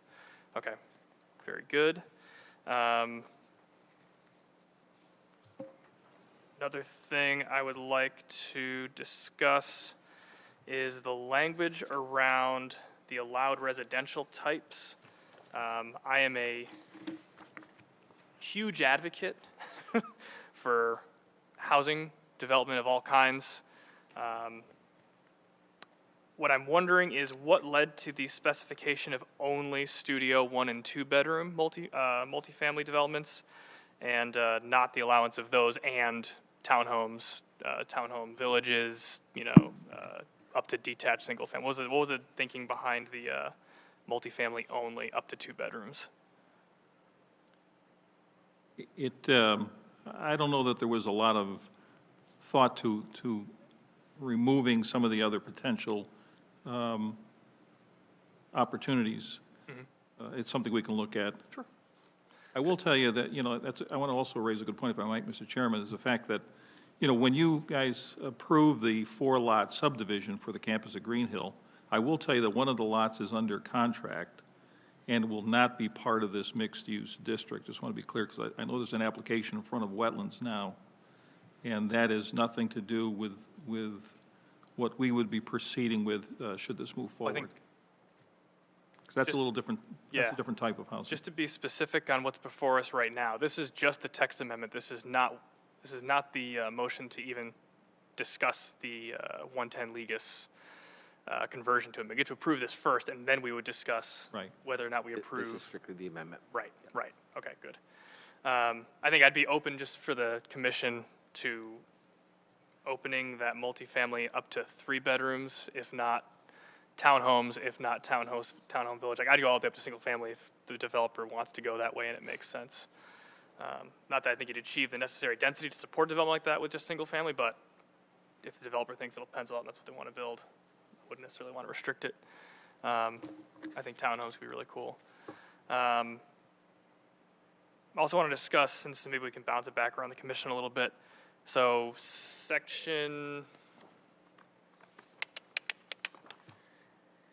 E.3, site plan application shall be submitted as required by Article 7 of the Wallingford zoning regulations. The constituent parts of a site plan application include public safety, traffic and pedestrian access, lighting, public health, drainage, and water quality.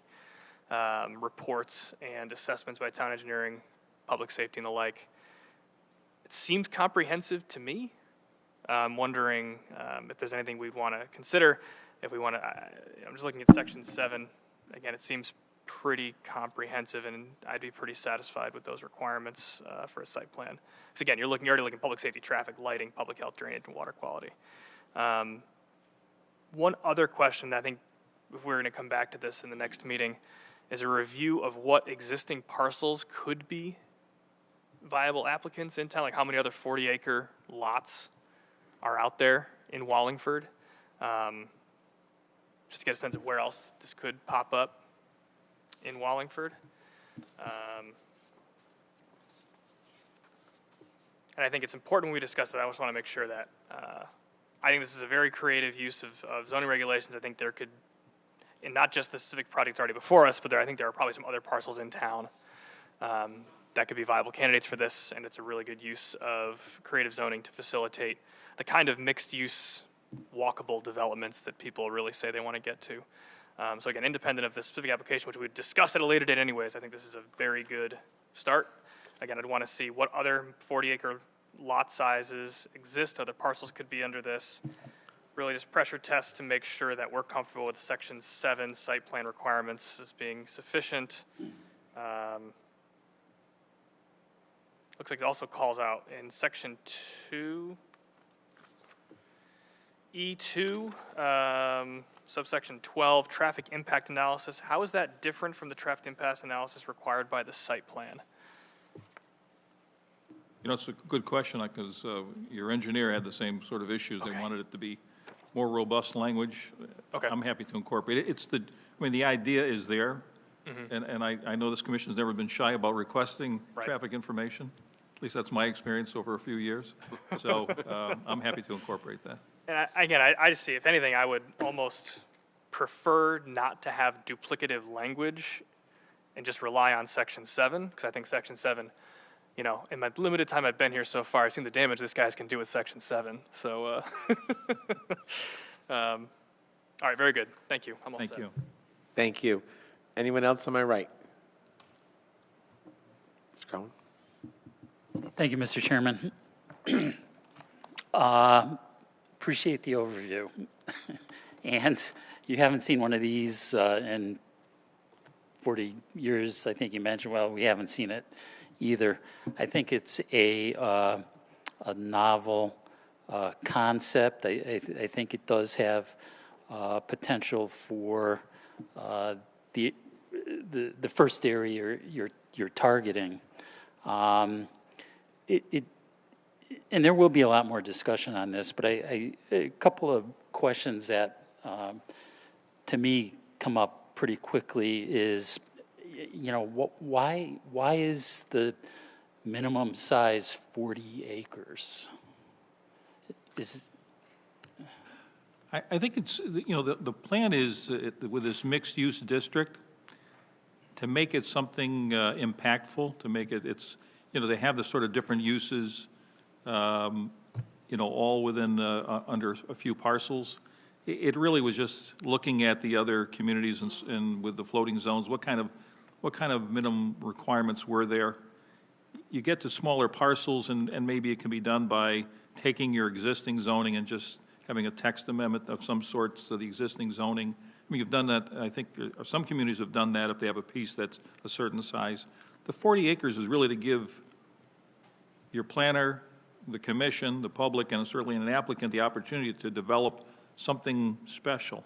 And that was really to, I don't know, if you think, again, the size is too large, it really is going to relate to the question that was asked about what other sites, are even applicable. So it may come back to a different answer. Yeah, we as you mentioned, we do have the POCD planning, and there is a couple of maps as far as available developable space. So I think that might be a future item to look at. The other thing that really struck me out was that it is replacing the watershed district regulations, and some. It's kind of a good news, bad news thing, because some of the permitted uses here do not include some of the currently permitted uses in the watershed interchange district, which is a good thing. But the restrictions for development in that area are pretty defined, and I think you alluded to it that. Is that something those regulations would be included in this text amendment, or would those be, site approval, conditions of approval? Yeah, I think it would be twofold. I think, well, it could be three. We could add additional language in here. I don't believe we've gotten a memo from Water or Sewer. I don't think there was staff time. I did meet with Water and Sewer, but they didn't provide a memo as of yet. They were still going over what would be acceptable, but they don't want to negotiate with the Watershed Protection District overlay being touched at all. Right. The Watershed Interchange District, I recommended allowing the same bulk standards as the underlying zone, if not stricter. So I think I can't see a way where the Water and Sewer Division would say, oh yeah, we're okay with, higher building coverage or something. So I think this allows a little more flexibility, but keeping those same standards. I don't know if the commission would think any differently, but I don't see how we can really negotiate that. Right. I agree. And yeah, not to take too much time, you know, again, I think the idea is a pretty good idea. And, you know, as we said, this is going to be revised. I'm just thinking, you know, the purpose, the development needs to have a strong pedestrian orientation. What, you know, are we going to get into, you know, again, specifics as to what that means? You know, how much area of development? You know, is it going to be 10% community gathering area? You know, do we need to get into that fine detail, or again, is that something as we go? You know, those would be conditions of approval. You know, it's a good question. I mean, do you put it in the text of the floating zone amendment, or do you wait until you have the overall, you know, concept plan, site plan in front of you, which, again, you have, you know, full authority to approve, deny, or modify. So, you know, that's why we have Bill at the table here, so he listens and knows that in terms of, you know, what's important. And I think, you know, that is one of the reasons for the 40-acre sizes, too. You want to have pedestrian trails that somehow interconnect. You know, if there is, where the residential component is, you want to make sure they can access the retail operations, the coffee shop or whatever it might be. Apparently Kevin doesn't like indoor theaters, but we'll get rid of that one. But in any event, it's really all, you know, designed to be a comprehensive, powerful location without negatively impacting the quality of life of the neighbors. And again, we're happy to talk to them. Right. Okay. You know, again, I think, you know, initially it looks like a pretty good idea. So more to come. Thank you. Thank you. Quick, thank you, Mr. Chairman. Quick clarification for Commissioner Cohen. Just to make sure I understand, I think what you're getting at is in Section C of the Watershed Interchange District, they have more strict special permit requirements, for example, for uses in the zoning district generating 100 peak hour vehicle trips or more, which I do not see any of that language in the mixed use district. In theory, if we wanted to revise it, could we revise this amendment to say, if mixed district appears in these other district types, pre-existing district types, we could also then specify if it's in this watershed interchange district, Section C still applies, the other ones don't, because we don't allow, you know, cube storage and whatever. Is that kind of what you're getting at? Perfect. Thank you. All right, thank you. To my right. To my left. Joseph. Thank you, Mr. Chair, and thank you for the presentation. One of the questions I had last night when I was trying to review this was the stated objective of comprehensively planned self-sustaining development. Maybe I'm misreading it, but it sounded like a request for authorization for exemption from a significant portions of existing zoning functions. Is that a fair read on that? No. That a floating zone's an exemption from existing zoning? I don't think so. I think it's just the opposite. It's a more detailed application so that it provides a little greater, you have more authority than you would in a typical site plan. You know, the site plan is pretty much administrative. You meet the four corners of the regulation, you're hard pressed to deny. Here, the application of a floating zone is completely a legislative decision. It's all yours. It's not appealable, pretty much. So you have much greater authority in this sort of language than just, you know, doing a text amendment for the zone, a particular zone, and just allowing this, you know, by site plan approval. And so with that, so when applied to a site, and I realize that the floating zone is pretty much anywhere in town, but when it applies to a site, that site is currently sitting in a zone. So again, just try to help me understand here, because you have a few more weeks on this than I do.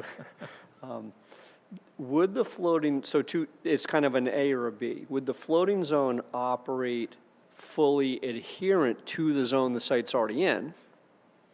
Or does the floating zone provide autonomy to that site from the zone that it's in?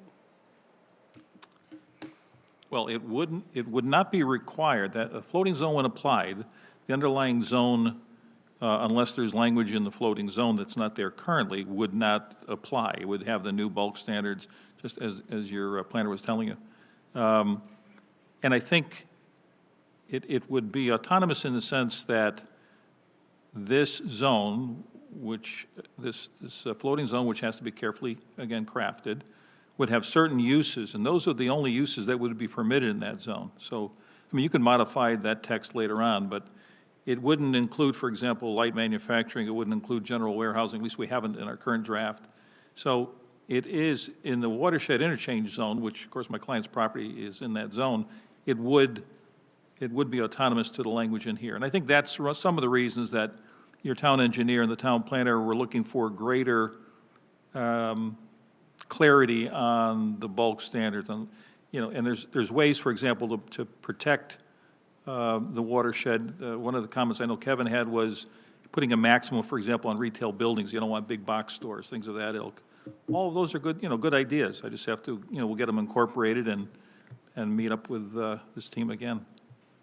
Yeah, I appreciate that. And this is just, I think, a general comment that this is a new concept, a new idea, and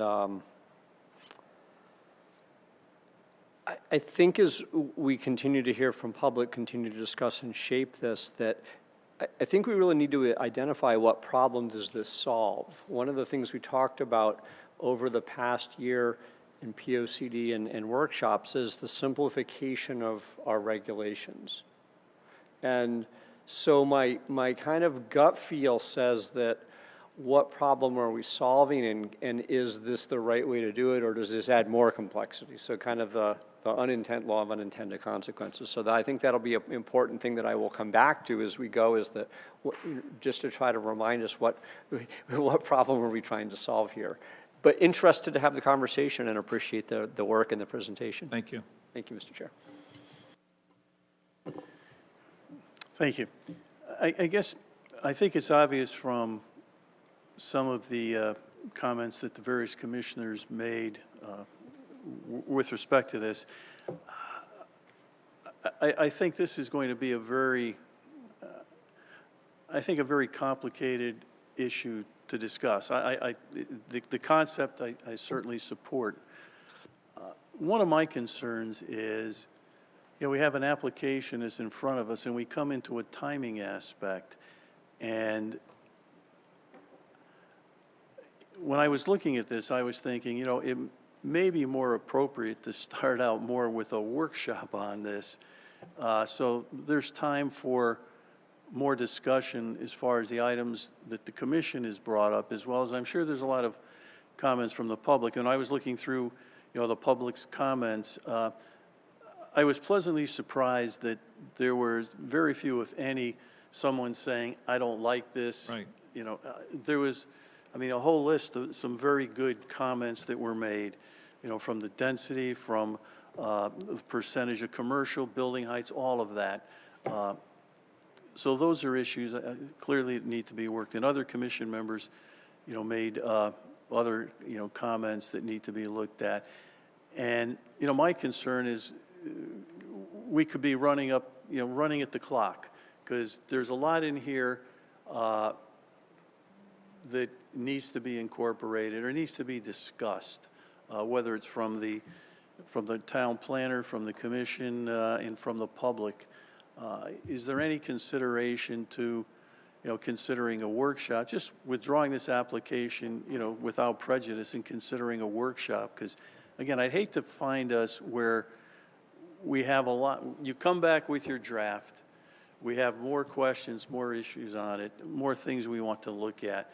And then all of a sudden we say, gosh, we have to make a decision on this application within whatever. So, that's just one of the things that I'd ask your client. Well, I will certainly keep it in my mind. And when we present in September, and perhaps I'm hopeful and even maybe optimistic that we'll be able to address the vast majority of the questions, because I think I understand it's first, before you, It's something that your staff has been working on for some time with us, and they've been terrific. They've all been wonderful in terms of the time and effort that they give. I think they like the fact that it dovetails with your POCD. I think that was exciting from a town perspective, and Kevin can speak for himself, or your economic development director. But I certainly know that you're not going to make a decision if you're not comfortable. So hopefully I'll do a good job next month of explaining what we've done, why we've done it, perhaps have something more robust for you. And I'll tell you, maybe one of the put myself under a time frame here, but perhaps what I can do is get the change to you significantly before your meeting, so you have an opportunity, that you can address some questions through your planner, that we can also be responsive to. Every client wants things approved today. It's the nature of my business. But I agree, this is kind of different. It's fun for me. So I'm certainly happy to do whatever it takes to satisfy you. I think all of you have been, the ones who've sat here for many years have always been fair. I think that's all that an applicant can look for. So we'll do our best. Okay, thank you.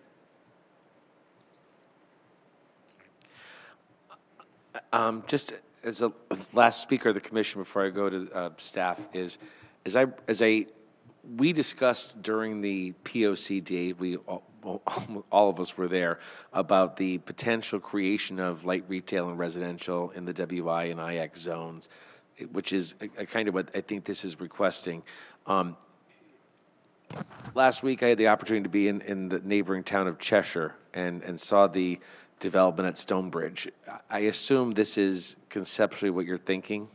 No gas station. No, I know no gas. There'll be no gas up there because of the watershed, but similar. And then, in years ago in my early career, my office relocated from Wallingford to Glastonbury into an area called Somerset Square. Right. Which, is that similar conceptually? It's a concept of mixed use, light retail, office, and in the end now there's even housing up there. So right. Is that kind of what you're? I think, I think that's, but again, it wasn't my client's initial plan. It was discussions with the town because, again, you're going through your POCD. This seemed like a perfect location to talk about this option, this opportunity. And I think my client's happy. I know Bill and I are to do, to put in language there that meets what you as a commission and the public thinks are important for that particular location. I mean, it's right off of 15. It's an area, historically, I can recall how many times I had clients come to me that wanted to develop, one of the corners where the hotel went. There was, I think you guys approved a 60,000 square foot office building right around that time, which never got built. On the other side, I think George Mesite, the late owner of the Villa Capri, wanted to put a dining facility. Linda Bush was against it. There was all sorts of interest in that property. Eventually, mortgage lenders got built, and then Anthem, complicated, as I'm sure you all recall. Not a simple site, but things occur, and I think the change is such that allowing that site to be used and developed as a watershed interchange with the sorts of uses permitted in that zone, where you have an opportunity to do something like a Stonebridge type of operation, I think it's worth taking that effort to try to reach that final goal. And that's what we're going to do. All right. Yeah, it's that whole area is a long way away from the Gerke farm and the Self farm. Much, I think it could be well worth it, but that would be up to the applicant to see what he comes back with, and hopefully we can work on something that makes sense. All right, thank you very much.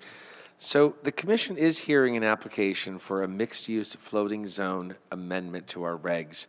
We received, but I ask you to be respectful if someone has said something before. As you heard at the very beginning, this conversation will continue. Right now, it'll continue to our next meeting in September, but this is so-called your first crack at the apple. So I will start on my far right. Anyone over on the right wish to speak, please come down, state your name, address, and direct your comments to the commission. I'll ask the applicant in the urgency of time not to respond until you can at the end. So this would be direct your comments to the commission, please. Hey, good evening, Commission members. My name is Michelle Delapoli, 10 Trailside Drive. Thank you. In reviewing the P&Z meeting of May 11th, the land use attorney, Megan Miles, whom represented the applicant, KSCGH Partners, said the watershed must be protected. There is a requirement for at least 50% open space on each parcel for development going forward, which significantly restricts development ability. So I'm asking the town to please confirm, as we move forward with this applications, that each of the 4 parcels, Lot A, B, C, D, at 108, 110 Legis Road, will maintain at least 50% open space on each lot. Nothing can change regarding open space due to the watershed. And my second question, which the town planner said there was no findings yet, the town's water and sewer division. Also on the May 11th P&Z meeting, our chairman, Mr. Fitzsimmons, said lots A, B, and C, D would have access to city water and city sewer, which definitely is an issue we're wrestling with on future applications. Now, 3 months later, this text amendment mixed-use floating zone is being proposed. Already, the IWWC received an application on 7/29 for 7 affordable housing buildings with 83 units. So how will all these proposed building uses impact our town's water supply and sewer on the 4 lots? We have regulations for the WI District and Watershed Protection Overlay District for a reason. Please be sure we adhere to them. And daily traffic that is already congested on Route 68 will now be backed up even more, along with Legis Road and Miles Drive. What about emergency vehicles and school buses? This is a major safety concern. The proposed mixed-use text amendment application needs substantial modifications, and stricter guidelines need to be established by the town, some of which include water sewer impact, runoff on upland review and wetlands areas, protection of watershed and open space percentage documented per parcel, capped commercial height of buildings, noise, lighting concerns, truck loading requirements, setbacks to parcel boundaries, traffic analysis study, and landscaping for abutters' privacy. Thank you for your time and consideration. Thank you. Anybody else on the right section of the audience? Gentleman in the back.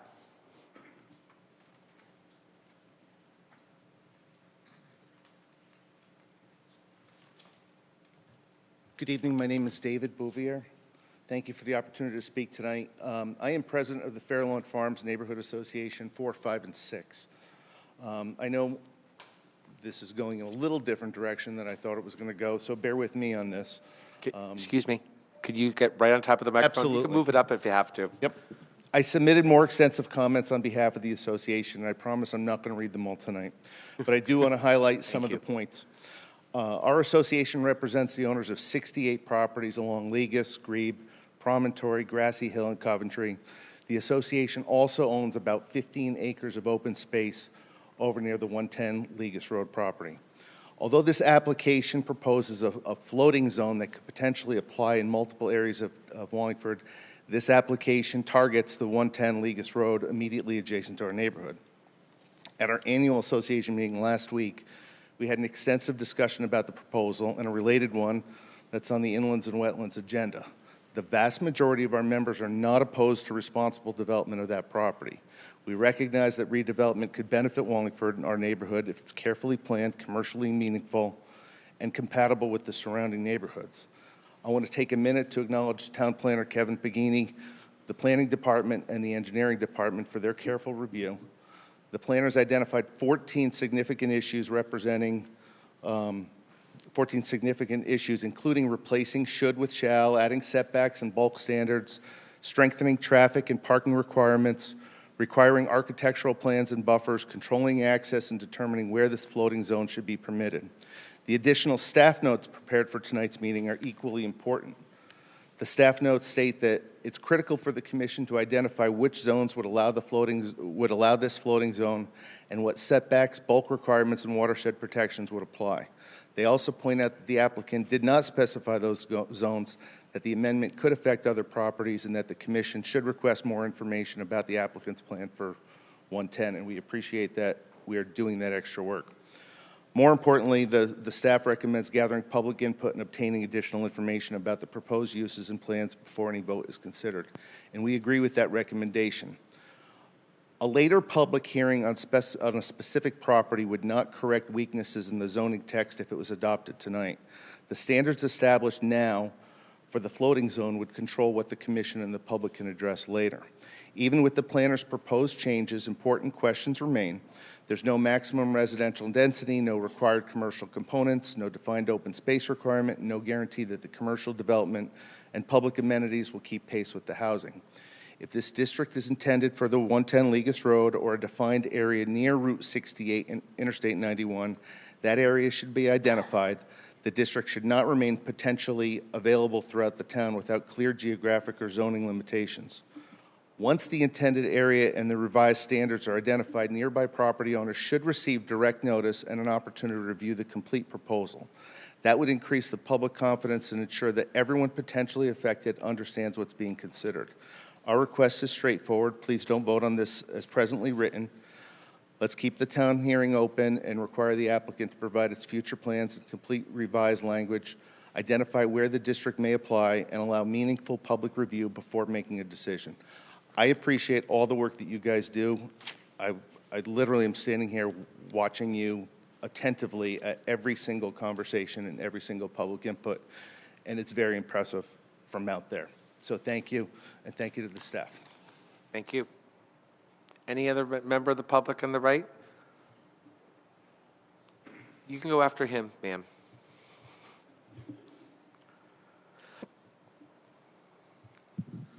Hi, Joe Stellato, 21 Promontory Drive. Good evening, and I know it's been kind of a bit of a time already. I'll try to keep it short and try to skip over a couple of things that I had, but I did want to say something just to kind of get around some of this, all the talk that we're doing. This is an application to benefit KSCG&H. There's no ifs, ands, or buts about that. They own the property. They're from out of state. They're not a Wallingford resident, so they're trying to do the best they can with the property that they bought, probably at pretty good dollar. And they're trying to develop it now. Why not just take and come to the planning and zoning with a special permit to change the WI zone, to change what they want to do there? Why not just give us everything they want to do? They came to that subdivision meeting to change the subdivision and said they had no idea what they were going to do with the property, but they felt it would be better to subdivide it. Well, there's already something in place already, as they spoke about earlier, Metro Realty, and that's not part of this at all, and they're already talking about doing something with that. I know that's not being discussed tonight, but it is very important to know that they need to show us what they're going to do. To do all this other zoning change, with everything that you guys have put together so far over all these years, it sounds like a long way to go around just to get what they're looking for. Why not just present what they're looking for, do it as a special permit? Maybe the residents will like it, if it is especially something like Stonebridge, all right? And that's how it should be presented. It seems like a real long way to go just to get to where they're trying to get for their property. But again, a couple of comments. The new mixed zone does not specify which zones this would affect. The new amendment to the zoning regulation would allow them or anyone else with a 40-plus acre parcel to basically change any zone to suit their needs. Plus, it would then give them an avenue to subdivide the same parcel. It states that in their application there, that all of a sudden, after it gets approved, they could subdivide the land out again to the little parcels then, smaller ones. The state specifically, after approval of mixed zone, they state from the P&Z, the proposed development may be subdivided into separate parcels. They state that right in there. What does this mean? They can subdivide with no further approvals, so they can just automatically subdivide at that point? We'd like to know. Should an applicant need to notify everyone in the 500-foot area of every single 40-plus acre zone in Wallingford? Because they're asking for a change to the zone and regulations. Shouldn't they have to notify every single person that this affects in the town of Wallingford? Because there are a lot of people with a lot of 40-plus acres that are around them that should be notified of this zone regulation change. And they haven't done it. Are they trying to do this change to make it easier so they don't have to go through all the process of notifying people? Why undermine the Wallingford's complete comprehensive planning and zoning regulations with a single ambiguous amendment? Okay? That really just present what they're going to do, as I stated earlier. Instead, let's change the entire plan that you guys have put together for all these years. And the WI zone was just added just recently also, to top it all off, which is watershed, and that's what it's supposed to be for. But again, if it's something that they're presenting good, like all the other residents around here, like a Stonebridge or something, hey, you know something? We might like that. But present it first. Ask for a special permit. The Wallingford zoning regulation states specifically in Article 1.2 purpose that the regulations are authorized by Chapter 124, including but not limited to 8-2 of the Connecticut General Statutes. In Chapter 124, 8-2(3), it ends with subject to standards set forth in the regulations to conditions necessary to protect the public health, safety, convenience, and property values.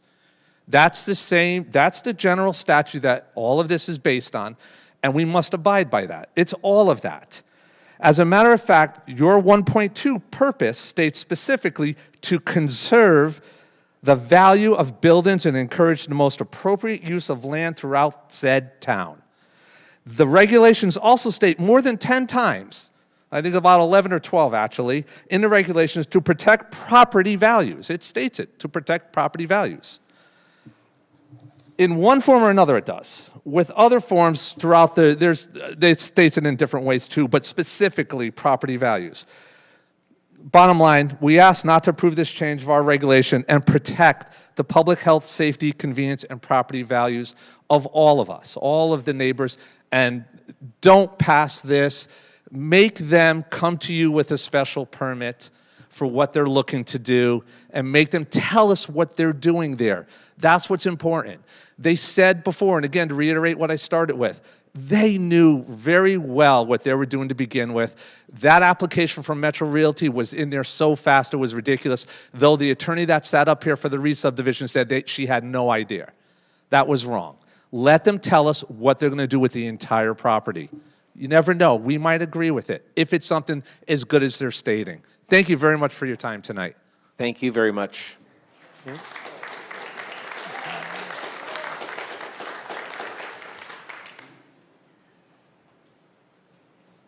Good evening. I'm Bonnie Daigle, 231 Grebe Road. And I want to thank you for letting me speak again. And I've written you several letters. And I hope someone addresses all of the points that I had in both letters. I dropped it off at Cherry August 6th, and I don't think I had my name on it. But I'd appreciate if somebody would address all of the points.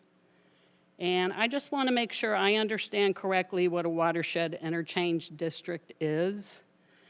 And from what I read, it's designed to balance all of this development within strict environmental protection of our local drinking water and because we're near major highways.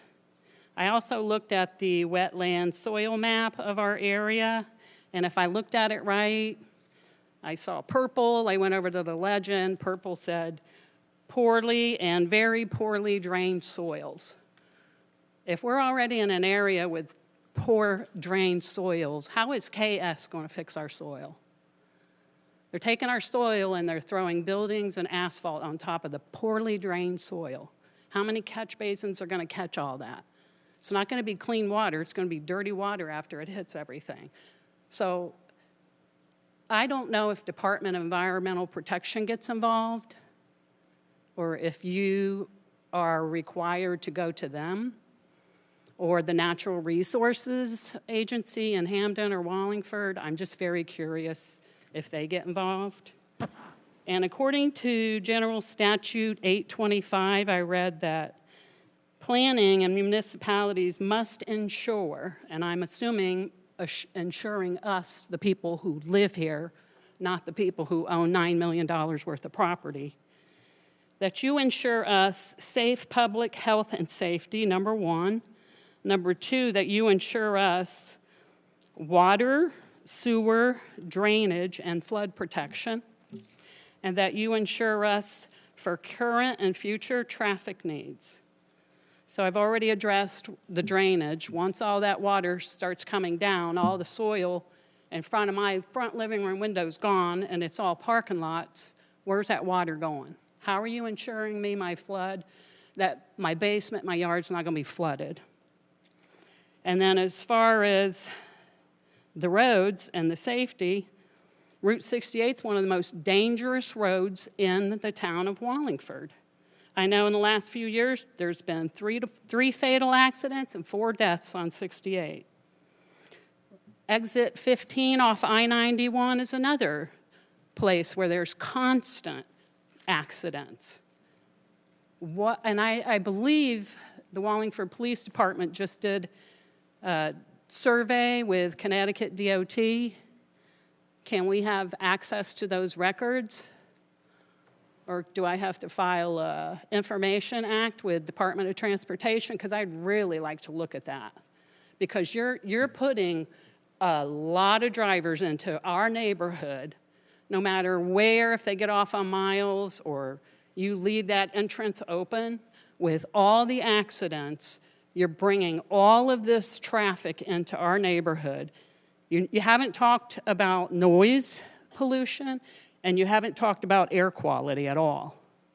And I'm curious about that too, because you're going to have a lot of emissions and God knows what, trucks coming in there loading, unloading, awful cars, oil spills. We don't even know. And then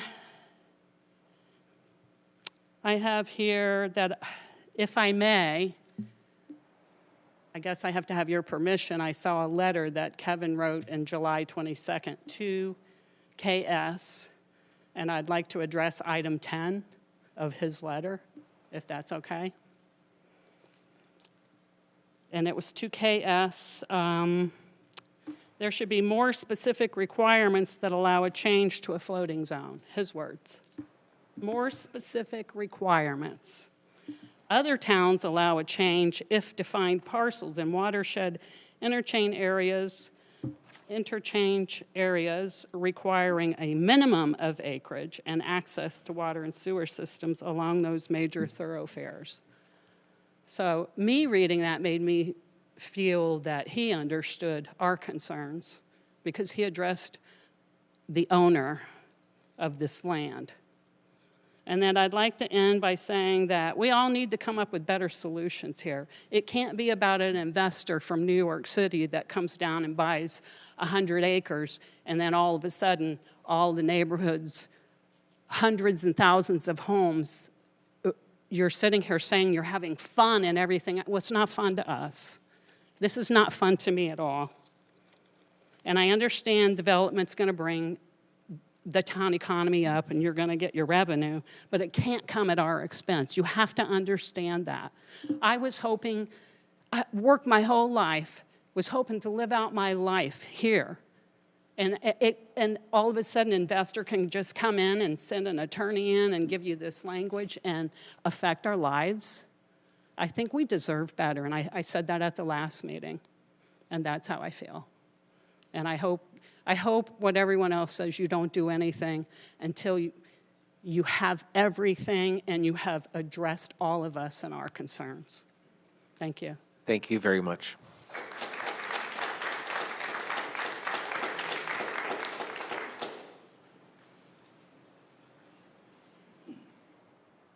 Craig Fishbein, Grebe Road.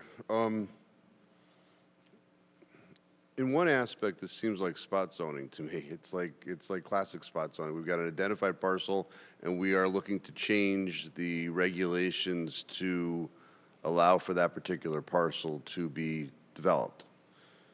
I do share the concerns of, you buy a piece of land, you know what you can do with it, you buy with that knowledge. I guess one wants to try and change that so that they can use it in some purpose that somebody else couldn't, but you paid the price based upon what you could use it for.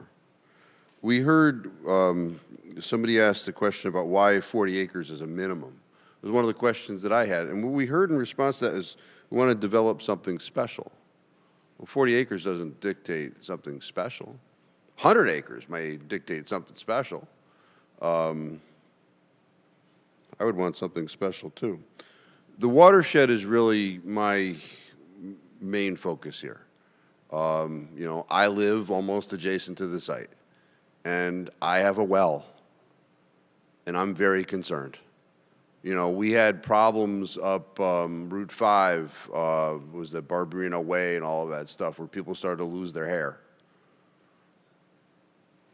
And the government had to step in, and, Wallingford had to get together with the state of Connecticut and never could figure out where it was coming from. But there was a development somewhere that poisons were going into the watershed, were going into people's wells. And that's a concern with this project, as well as the project that we've heard about, the 83, which is anticipated to go right on top of the Muddy River tributary.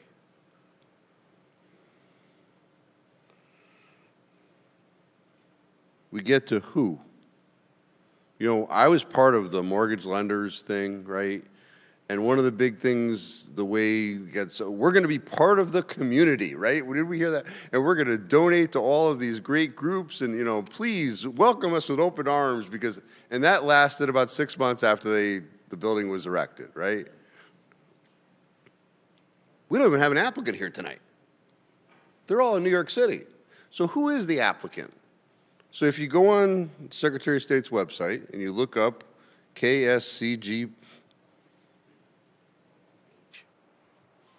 Partners LLC, they were created in January, this past January. So who are they? Well, their address is care of KS Partners, also of New York. You go to KS Partners, and you find out that they're the Satir Family Limited Partnership. You've never even heard any of these names. Nothing at all to do with Connecticut or Wallingford. And I respect a developer who's looking to develop their land, and then they leave. They don't care about us. It's your job to care about us.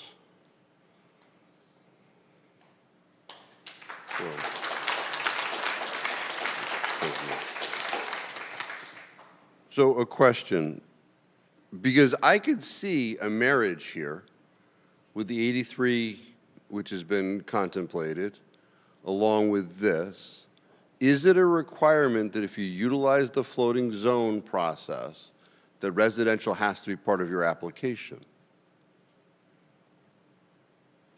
It's a question. I don't see that in here, right? It's possible to do this thing strictly retail, the way I read it, and I could be wrong.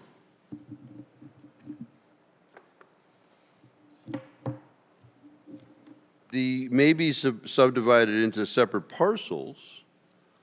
My concern with that is when. Because you would think an applicant would come to you with, okay, this is our floating zone, please approve this is our plans, and then they subdivide afterwards, and you have different owners, and then Kevin's having to chase different people as far as compliance? That's the way I read this. I could be wrong. In 12, I'm on C12. It's very easy for a commission to vote itself discretion, but I just flag the fact that in 12, it says, or other similar uses as determined by the commission, which is really a nullity for a public process. because then you approve the process, and then you're constantly moving the ball as far as what the uses are allowed. So then we get to 13. And I don't know what certain primary uses are. So we say uses, I'll read the entire sentence so that everybody can follow along. Uses accessory to the principal uses as determined by the commission, including drive-through facilities and certain primary uses. I don't know what that means. There's also discretion in here. You know, I think if the intent is to do something like Cheshire, and I've been there, I've seen it, it does look nice, I will admit, okay? I've gone to Whole Foods. They got a great app. Anyway, it must, in the first line, must include a complete pedestrian and vehicular circulation system, because that's the intent. It's not should, the way I see it, right? You should be requiring that as part of this, you know, because this is supposed to be a planet in and of itself, sort of like Mohegan Sun, right? You go to Mohegan, you can do just about anything. And I think that's the thing here, and you want to know, so it must. I bring it down to building design. Once again, discretionary, but I appreciate the intent, it appears, to make something more, well, nice, right? So I don't know that I would change in 2 should to must, but I do appreciate having to look up what a coin, a lintel, a dental, and a Corbett was. I really do. I love words, and I had never seen those words before, and I've learned something researching for this.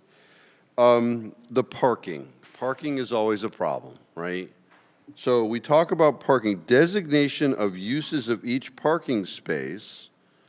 Okay, so I'm used to that. So we attribute, you know, 2 spots for this apartment, so on and so forth, 10 spots for this retail thing.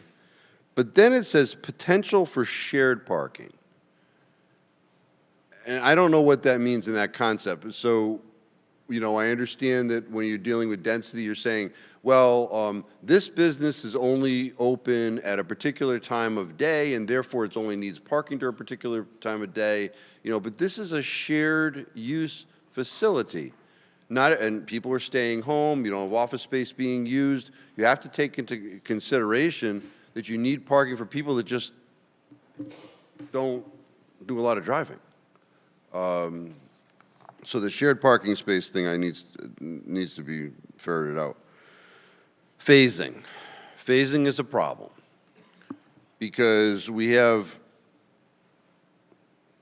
must be completed no later than 5 years from the application. Or what? What happens? We've run into this issue before. You start a project, you don't complete it, it looks crappy in the neighborhood, and we have no power. So do you require, and I would make it part of this, a bond for the entire project that you can actually act on? I mean, we had this problem with the, what is it, Hidden Brook Lane recently, right? 7 years you had a bond that you could call? I think that's got to get worked out. I know somebody had mentioned max of commercial, so I guess somebody's already flagged that. There is a max for residential, but there is no max for commercial. Detail of proposed pedestrian scaled lighting fixtures to be used. I don't know what that means. It may be artful, it might be something that you folks work with, but I'm in 2, zone change application, I'm about halfway down, and I don't know what pedestrian scaled lighting fixtures are. So I leave that in your hands. At the end of that paragraph, I believe the traffic impact, I think the intention would be that it could be independently analyzed, correct? So it says, The commission may request that the traffic impact be analyzed as to individual components. I don't think it would harm to be individual or independently analyzed. See, this is the stuff we would bring up at a workshop. I understand, but here I am. And then at the end of the next paragraph, there is clearly a typo. I'll read it to you. It's the next to the last line. It says, authorize the submission of site plans setting forth in detail the specifics of the proposed development. There's clearly something missing there. And I don't know what was intended in the drafter. And last but not least, the last paragraph. If no work has commenced within 2 years of the approval of the site plan, as evidenced by the issuance of a building permit for at least one of the principal structures on the site, the commission shall have the discretion to revoke the approval. So what you're saying is the pulling of the building permit, not actual activity at the site, the pulling of the building permit is the action that would toll any sort of adverse reaction by the commission. I'm very concerned about, and we see this, you know, this is a brand new business, right? We don't know what they've got. And we just had this with data centers, right? Data centers, oh, they're going to come in, lots of money, you're going to get, you know, and then they all fell apart. I don't know that that's enough to protect the neighborhood, the residents. I'm not standing up here saying nothing. I'm not a NIMBY person. But I think a lot of this needs a lot of work. So, thank you. Thank you, Councilor.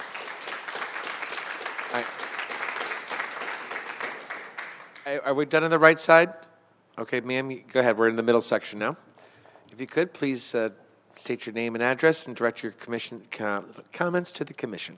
Sure, I'm Lynn Landry. I'm at 5 Trailside. And who am I to think that I could go after a government official? But I'd like to bring up just a couple of things. I appreciate your time.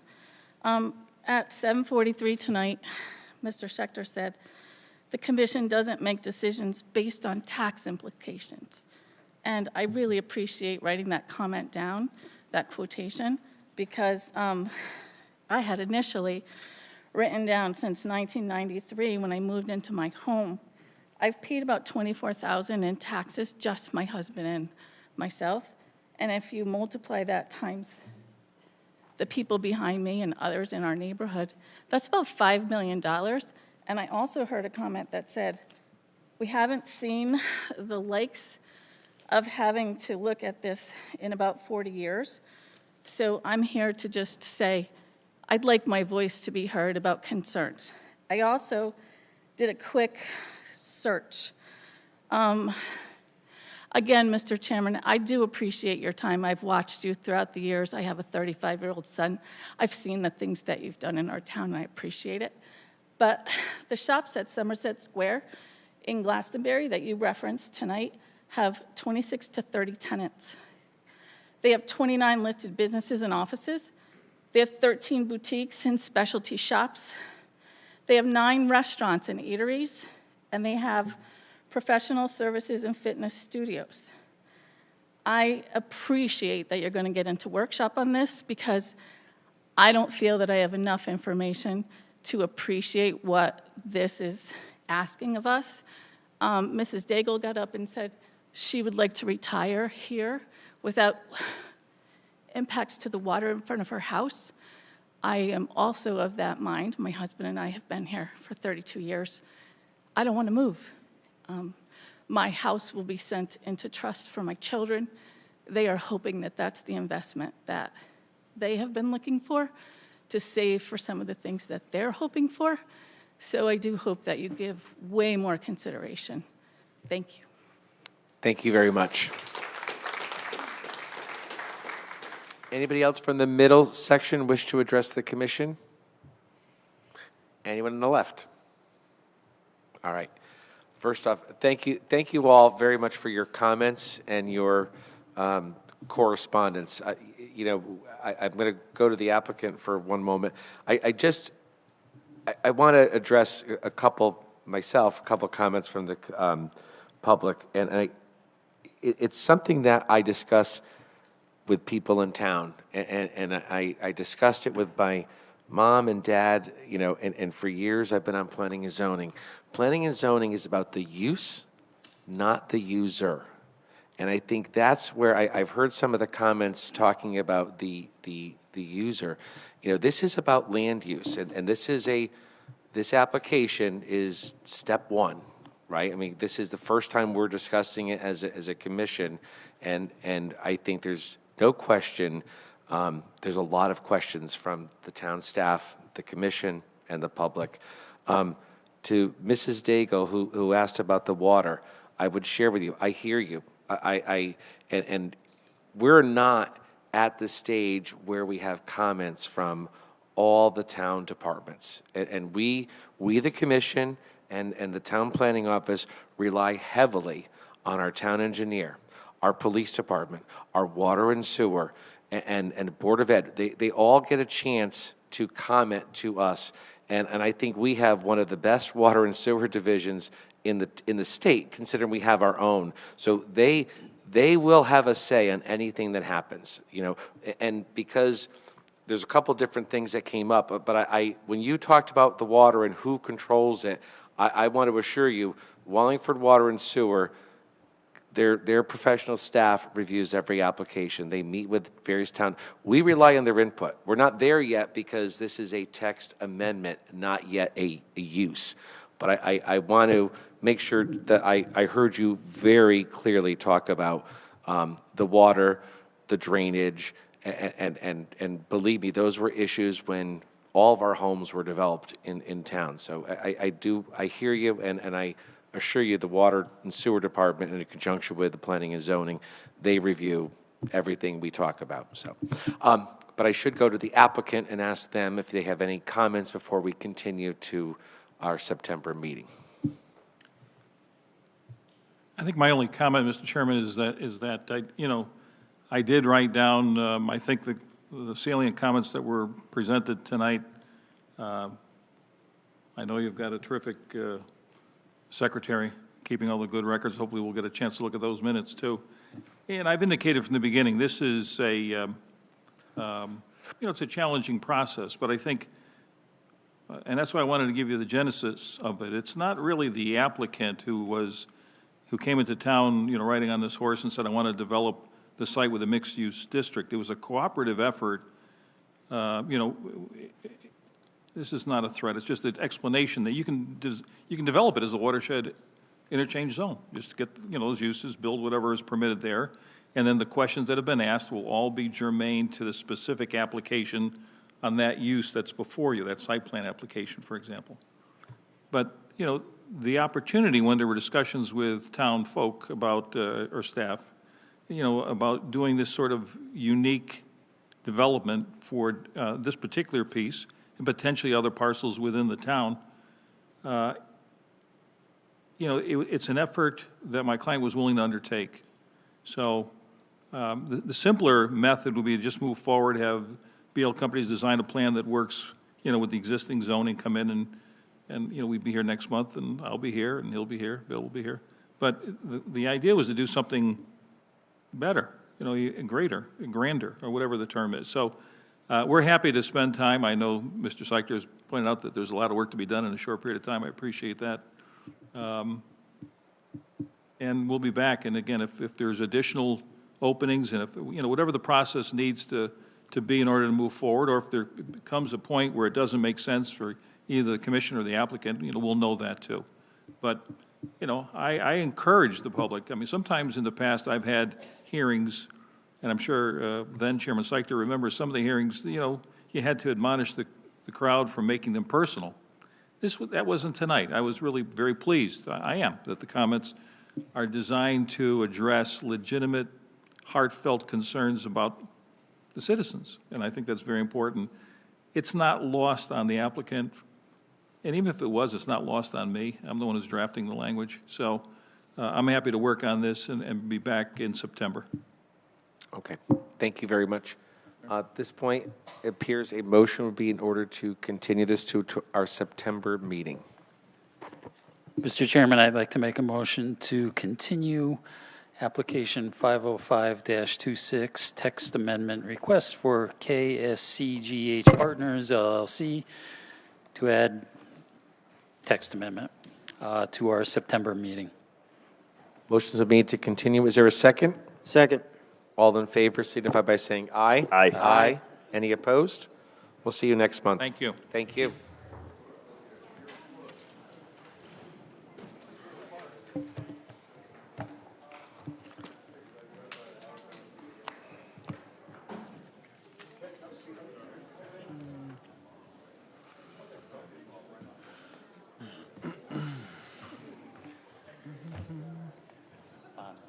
Yes.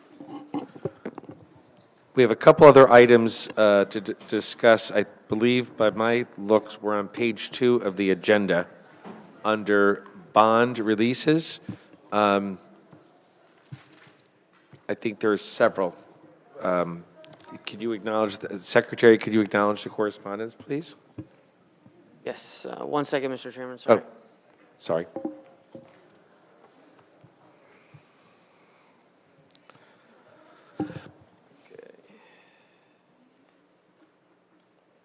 The DPR letter. Yeah, I'm just making sure, sorry. No, you're fine.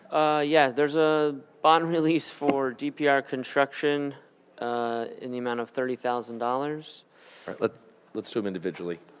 Can I, we'll, Oh, yes. yeah, we'll take each bond individually. Can I have a motion on the bond for DPR, which is Connecticut Proton Therapy, to release? No, I did not have, I did not have time to inspect that one. Oh, this is not ready?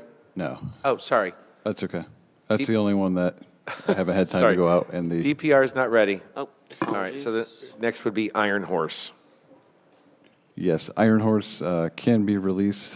That was just for the storage area in the back, which was completed. Doesn't have anything to do with any of the issues up front. So I will release that bond. What we're holding the bond for can be released. Yes. The current condition is not bondable. Correct. Okay. We have been working with them quite diligently, though. Current condition is not bondable. Yeah. I drove by it Saturday. Yeah. All right. Is there a motion to release the bond for Iron Horse equipment? Mr. Chairman, I'd like to make a motion to release the bond for Iron Horse Equipment, 71 South Turnpike Road. Is there a second? Second. All in favor? Aye. Aye. Thank you. The choke bond for Car Hall and the pedestrian bridge projects. Yes, those can both be released. They do not have any further issues from the Planning and Zoning Department. All right. Thank you. We did receive correspondence today, but that matter is with the inland wetlands and not related to our bond release. So unless there's objection, could I have a motion to the release of the 2 choke bonds? Mr. Chairman, I'd like to make a motion to release the bond for Choate Rosemary Hall, 333 Christian, Car Hall, as well as the bond for the pedestrian bridge. Motion is made. Is there a second? Second. All in favor? Aye. Aye. All right. Thank you. All right. Kevin, you're up. Let's see, did she print them? Uh-oh. I don't know if she included them in my packet. Hold on. I don't know if anyone has a copy, but unless she put them in the back. Anyway, if you give me the heading, I can expand on each one because I remember. We're under reports of officers and staff. Yep. So it's discussion on updates and remarks. Yep, so POCD was posted in the town clerk's office on Friday. That's the 35-day notice prior to the public hearing on September 14th. It's also published on the town website on our planning and zoning page. It was sent to town council back on July 2nd for the 65-day and to the regional planning agency. What was the next heading after that? No, then we received your update on the general remarks. It's Friday. You don't have this? I don't, Oh, for you some have your reason, she copy. didn't include it in here. so Oh, okay. I couldn't grab it. No, that's, yeah, it just, you gave us your monthly update regarding Amy's retirement, the produce thing, so just your general monthly report to us. The Scrog Yale Avenue Route 5 intersection study, public meeting is August 27th, 2026, from 6 to 7 in the Wallingford Public Library Community Room. So I would encourage anyone to go because that's a critical meeting for that study. All right. And everything else, Amy Torrey retired, so we extend well wishes to her and thank you for her service. And then we have a new environmental planner, Sebastian Velez. He's from Newtown, and he was started this week, so he's currently training, and he's trying to get everything kind of going, and that department hopefully started back up again relatively soon. He's been hitting the ground running, so I'm confident he'll be ready to start reviewing applications soon and help out with everything. And I think that was it, and I think I do have an update that I didn't put on there. The town engineer did send comments regarding the sidewalk executive key to the applicant. She has decided to recommend the sidewalk be put in. So I haven't heard a formal response from the applicant, but it sounds like he's probably going to just put the sidewalks in.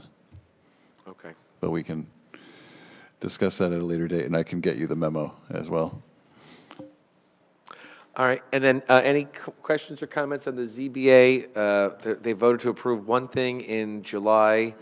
They have no meeting next week, and their next regular meeting will be in September. That's EPA. Which property did the town engineer recommend the sidewalks go in? I missed that. Which one? Executive key. Oh. Okay. I'll send out her memo to the commission. All right. Anyone have anything they want to raise at the end of the meeting? Mr. Vice Chair. Thank you, Mr. Chairman. I would just like to point out the quarterly newsletter. There was a very appropriate decision, expert opinion not controlling on commissions. I'd highly recommend the commission read that because it certainly pertains to one of the applications which we denied and is currently being litigated. And it has to deal with traffic and the expert opinion on traffic engineers. So I found that very interesting. Thank you. Thank you. All right. Oh, go ahead, Commissioner Sankter. Yeah, just a question. I'm looking at our agenda for next month. We had, what, 3-4 things pulled off of this agenda for next month. We have another large application that we just had receipt of. We have the application that we just finished this, well, we're going to continue discussing next month. We have the POCD to discuss the public hearing, as I understand. So looking at it, it's would be a rather busy meeting. And if there's any thought, and I know we don't like to do this all the time, but to break that up and to have 2 meetings in September. I mean, just a thought. Anybody?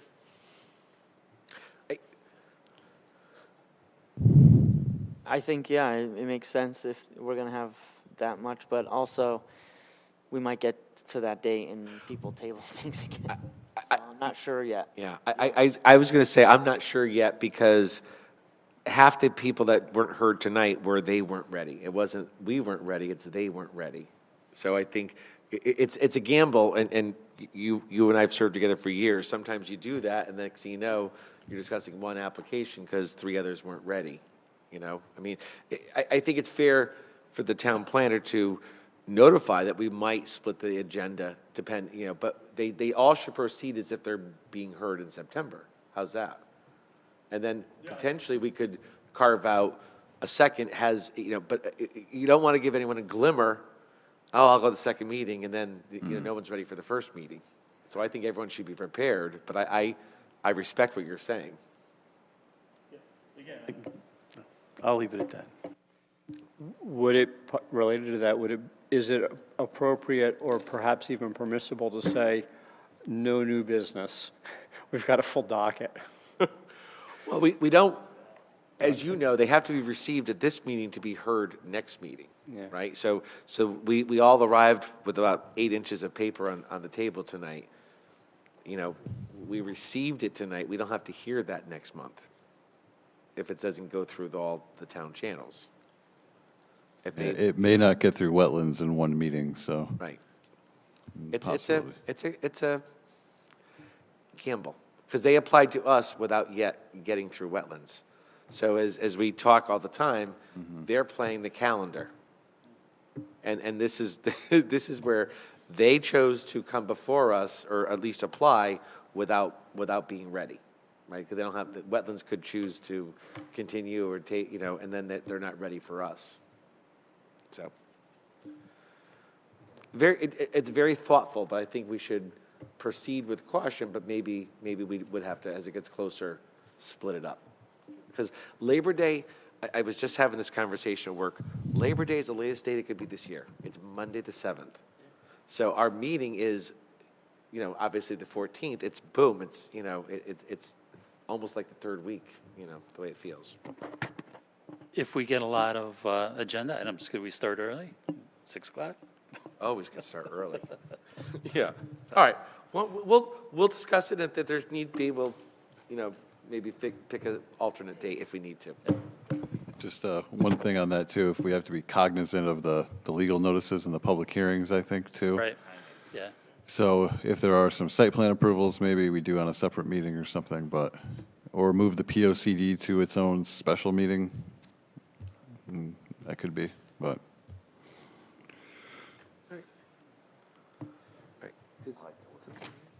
Rich?